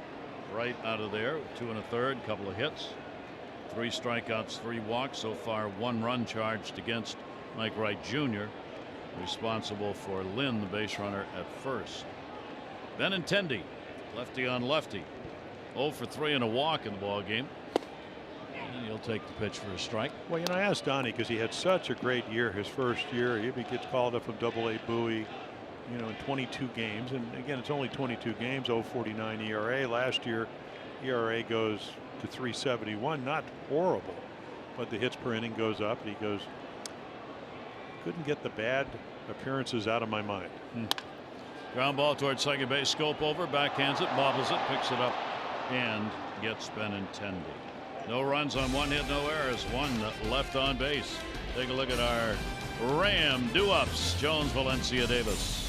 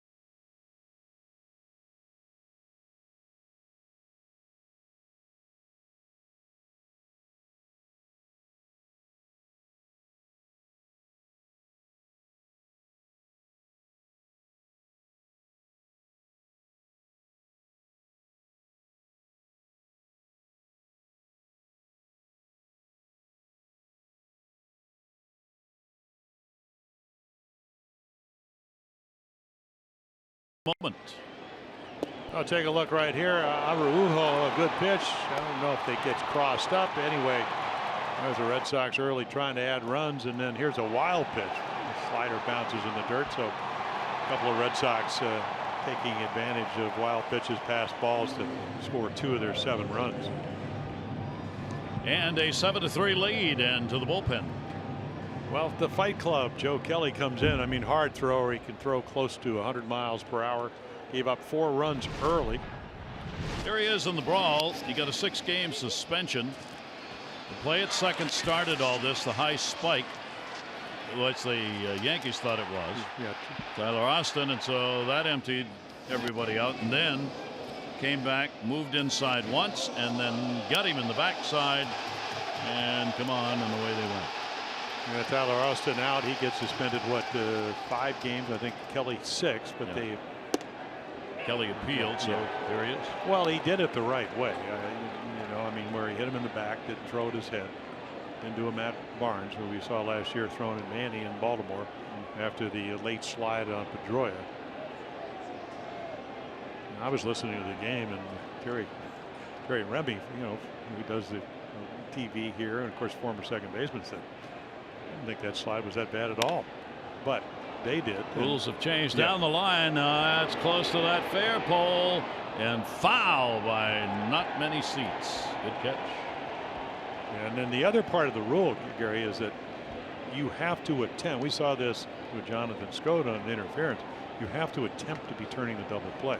Otherwise, even if you do go out of the baseline or you think it's a dirty slide, et cetera, there's no possible way to win that appeal.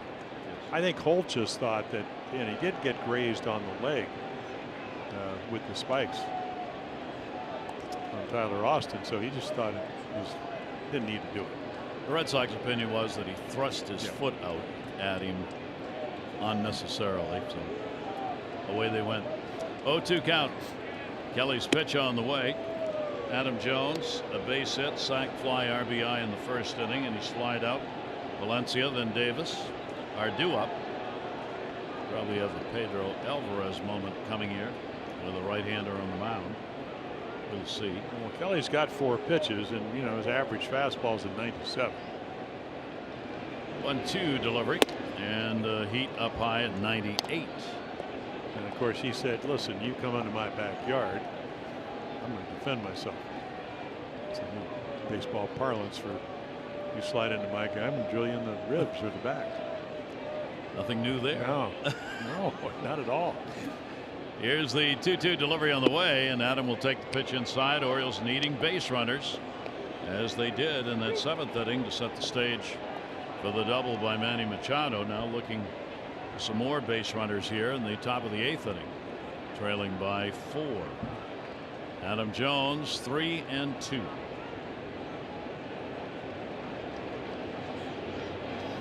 And again, that's where they're going to go until he stops swinging on it. Yeah, well, you're right, and you know, and again, I mean, to his Adams' defense, he's been chasing, but this is 96. Target low and away, ball up and in. I mean, that's so far up and in. But again, 96, 98. Better get it going. But I'm sure he's walking back going, why did I do that? So the Orioles will use pinch hitter Pedro Alvarez in the DH role. Danny Valencia had a base hit, a walk, and he flied out. Alvarez getting the left-handed bat in against Kelly. And Pedro will take the pitch for a ball. Alvarez done a great job for the Orioles, either DHing or pinch hitting, and he's gone 2 for 2 as a pinch hitter. He's picked up a home run, 5 RBIs, a couple of doubles, and he hits this one hard, but right into the shift. Nunez. 2 down.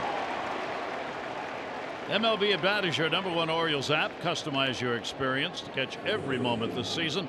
Customize your Orioles home screen icon, plus features such as the MLB TV Game of the Day, pitch tracking, live radio broadcast, stats, news, and more. Download MLB At Bat today. Oriole fans probably be back for more games here on this 4-game set over the weekend. 2 down, nobody on. Grounded down to first. That is a fair ball, Chris Davis. So Kelly comes on and retires the side 1-2-3. Red Sox glad he appealed the suspension.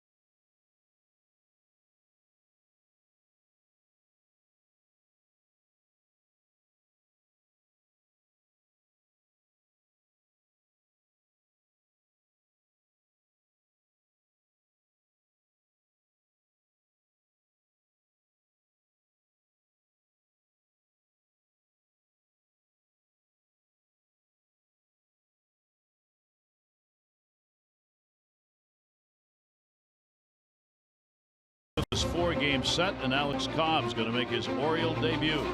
Hector Velasquez will be on for the Red Sox. Our coverage on Masson begins at 12:30 with those extra presented by Ford, followed by game coverage at 1.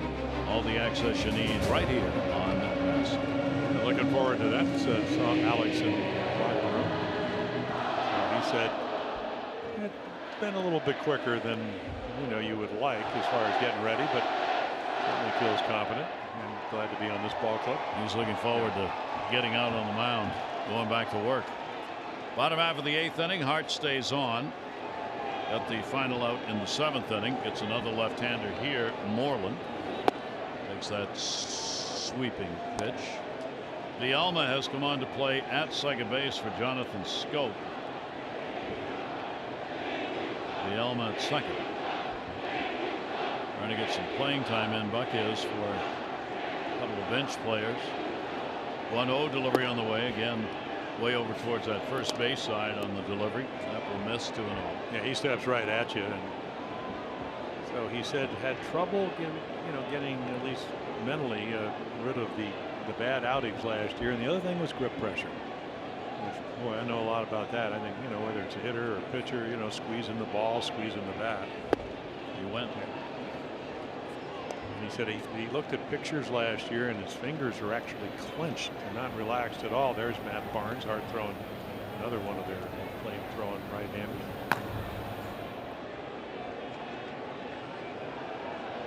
Donnie Hart, 2-ball, 1-strike count on Moreland. And a chopper. Hart, the underhand pitch to Davis. Moreland is retired. 1 down in the 8th inning. We have J.D. Martinez. Martinez a double.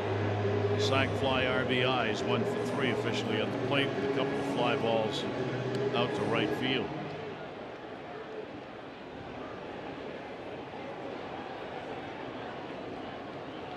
Look at this ballpark when you come in here.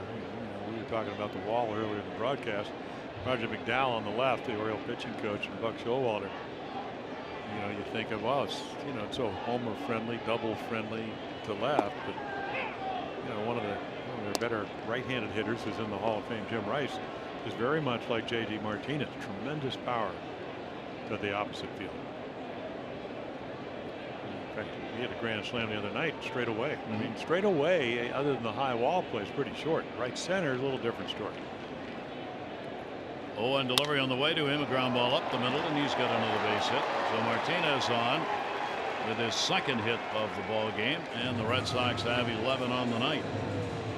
That comes with 1 away here in the 8th inning. The other thing, Martinez the other thing is that with Hanley Ramirez, who had shoulder problems last year, but seems to be healthy, other than getting plunked last night, and can play J.D. Martinez as the DH. So 1 on, 1 down.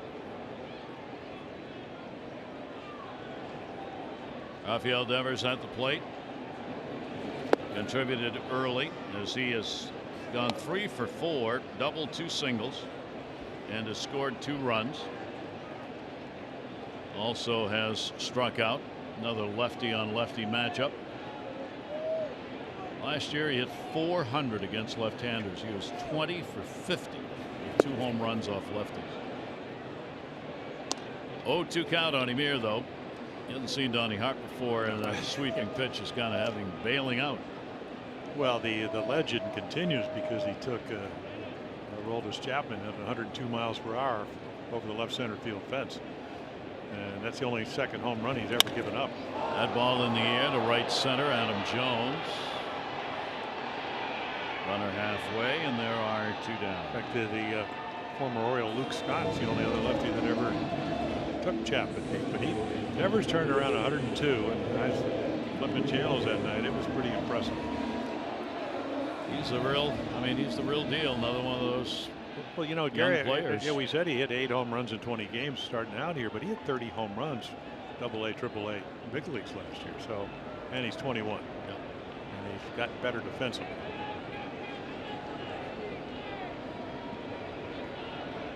Eduardo Nunez. Big blow in this ball game. First inning, 2 down. Looked like the Orioles might get out of it, giving up only 1 and Chris Tillman surrendered the home run to Nunez, good for 3 RBIs. He also has picked up a single, a walk, and he has flied out. 277 on the year for Nunez, 2 home runs and 6 runs batted in. Runner off first, pitch down. And he'll get ahead on the count 2-0. Jackie Bradley Jr. waiting on deck for a chance.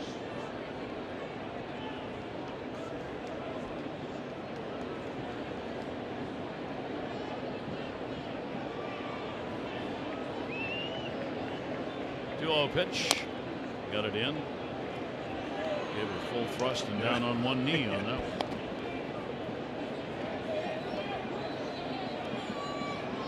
There you go, launch angle, trying to launch it. Hard to do on the sinker. The ball's going down. Right on top of it.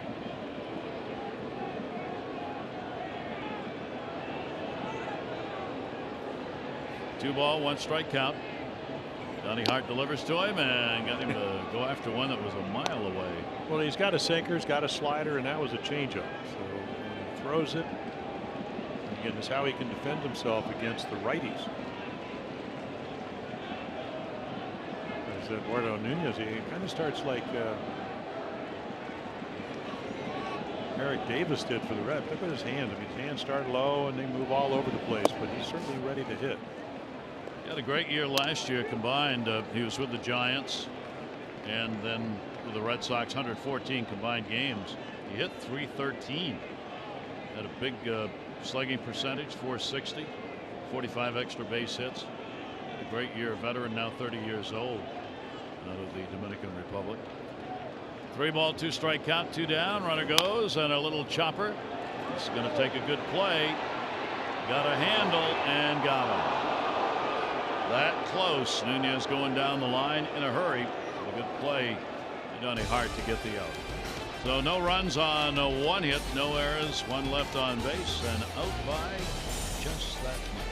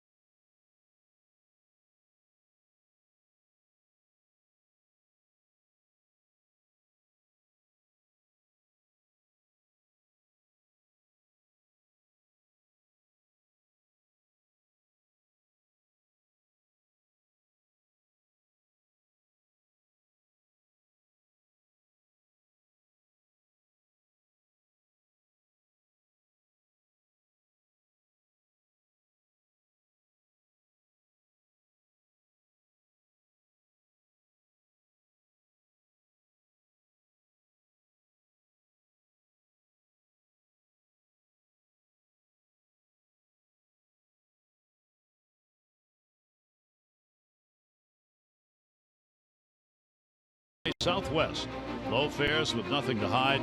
That's transparency. Cooler evening here at Fenway Park in Boston. The Red Sox bats, though, hot 7-3, out hitting the Orioles 11-8. Yeah, so Matt Barnes, again, another hard thrower like Embry, mid-90s. You can see he got a little split change up and a big overhand curveball. So again, good arm, and very much like Embry, did give up some runs against the Yankees, even though the Red Sox won 2 out of 3. But again, coming off a year where he pitched very well for the Red Sox, 70 games, 7-3 record, and pretty much 50-50 fastballs and big overhand curveballs. So he'll come on for Joe Kelly, who had a very solid inning, 1-2-3, and picked up a strikeout. Embry worked an inning, 2 runs, 3 hits, 2 strikeouts. Eduardo Rodriguez, the Red Sox starter, in line for the win. He gave up 1 run, 5 hits over 6. He walked 2 and struck out 8 in his second start of the year. Chris Tillman on the mark for the loss right now. 6 runs, 7 hits, 2+ innings. Orioles bat in the 9th. And Beckham will take the pitch for a strike. He has struck out twice and grounded out. Orioles 11 strikeouts in the game. That's pretty much been the case as they've been up around that 12 strikeout per game mark. 0-1 delivery. Heat up and in. 95.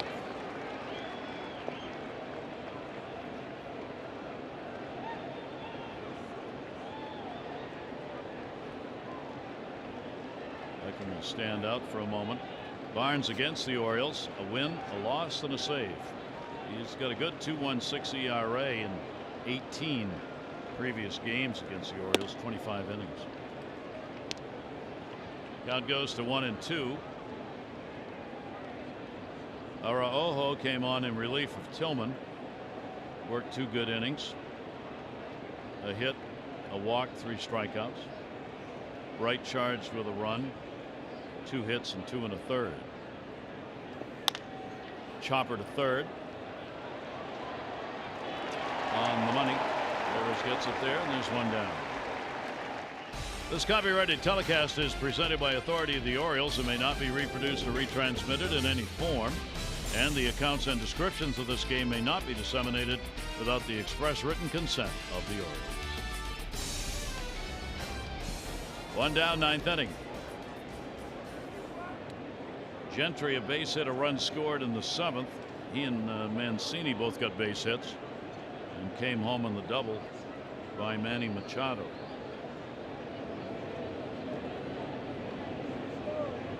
Devers, who moves in at third base, pitch will be taken up high for a ball.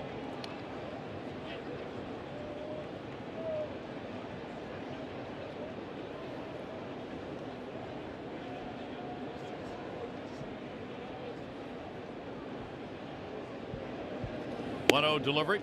That one's going to miss up high.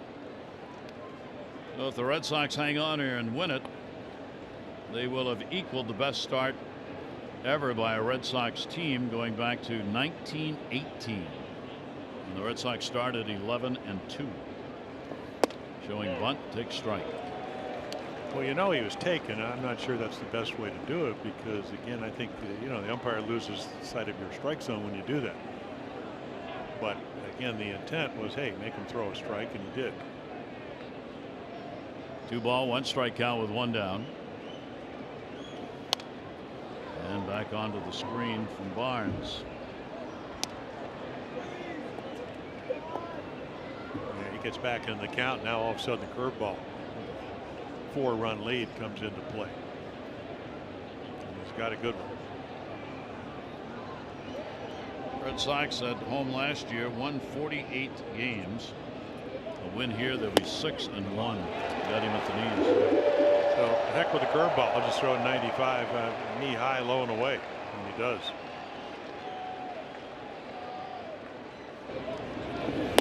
Right there. Perfect pitch. Chance Sisco will be the pinch hitter for Caleb Joseph. Caleb had an 0 for 3 in the ball game. Chance, of course, has done a great job at the plate, working on defensive work, catching wise. But everybody knows he can hit. Pinch hitter 0 for 3. But overall, you saw the 304 average, 3 RBIs, 3 doubles. I saw him today. I said, boy, you've done a nice job, both, as you mentioned. I'm a little more apprehensive for a young catcher to come up to the big leagues and call a game and gain the trust of his starting staff and the whole staff to be truthful. And Chris Tillman, who could take the loss, will be 0-3. Rodriguez 1-0.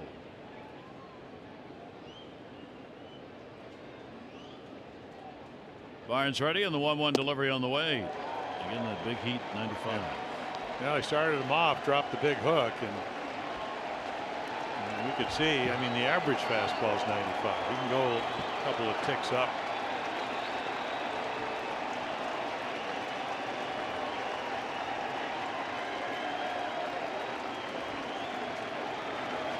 One-two delivery on the way, and that one's going to miss down low.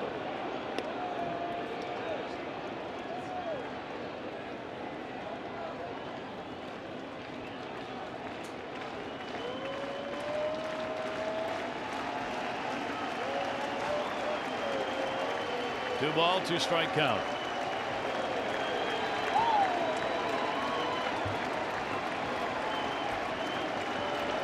Barnes delivery on the way. That'll be a base hit left field.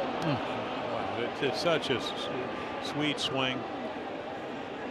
You know, again, you just look at the preparation. He's ready to hit. Nice loose hands. Gets a hanging curveball to hit. Take a look right here, and then just inside out. You can. Again, the good hitters, they know where the bat head is. You talk about barreling up the ball. How do you barrel up a ball if you don't know where the bat head is? This kid knows. And he's willing to go the other way anytime. Well, he did. I mean, you could see it. He looks it that way. And two-strike approach.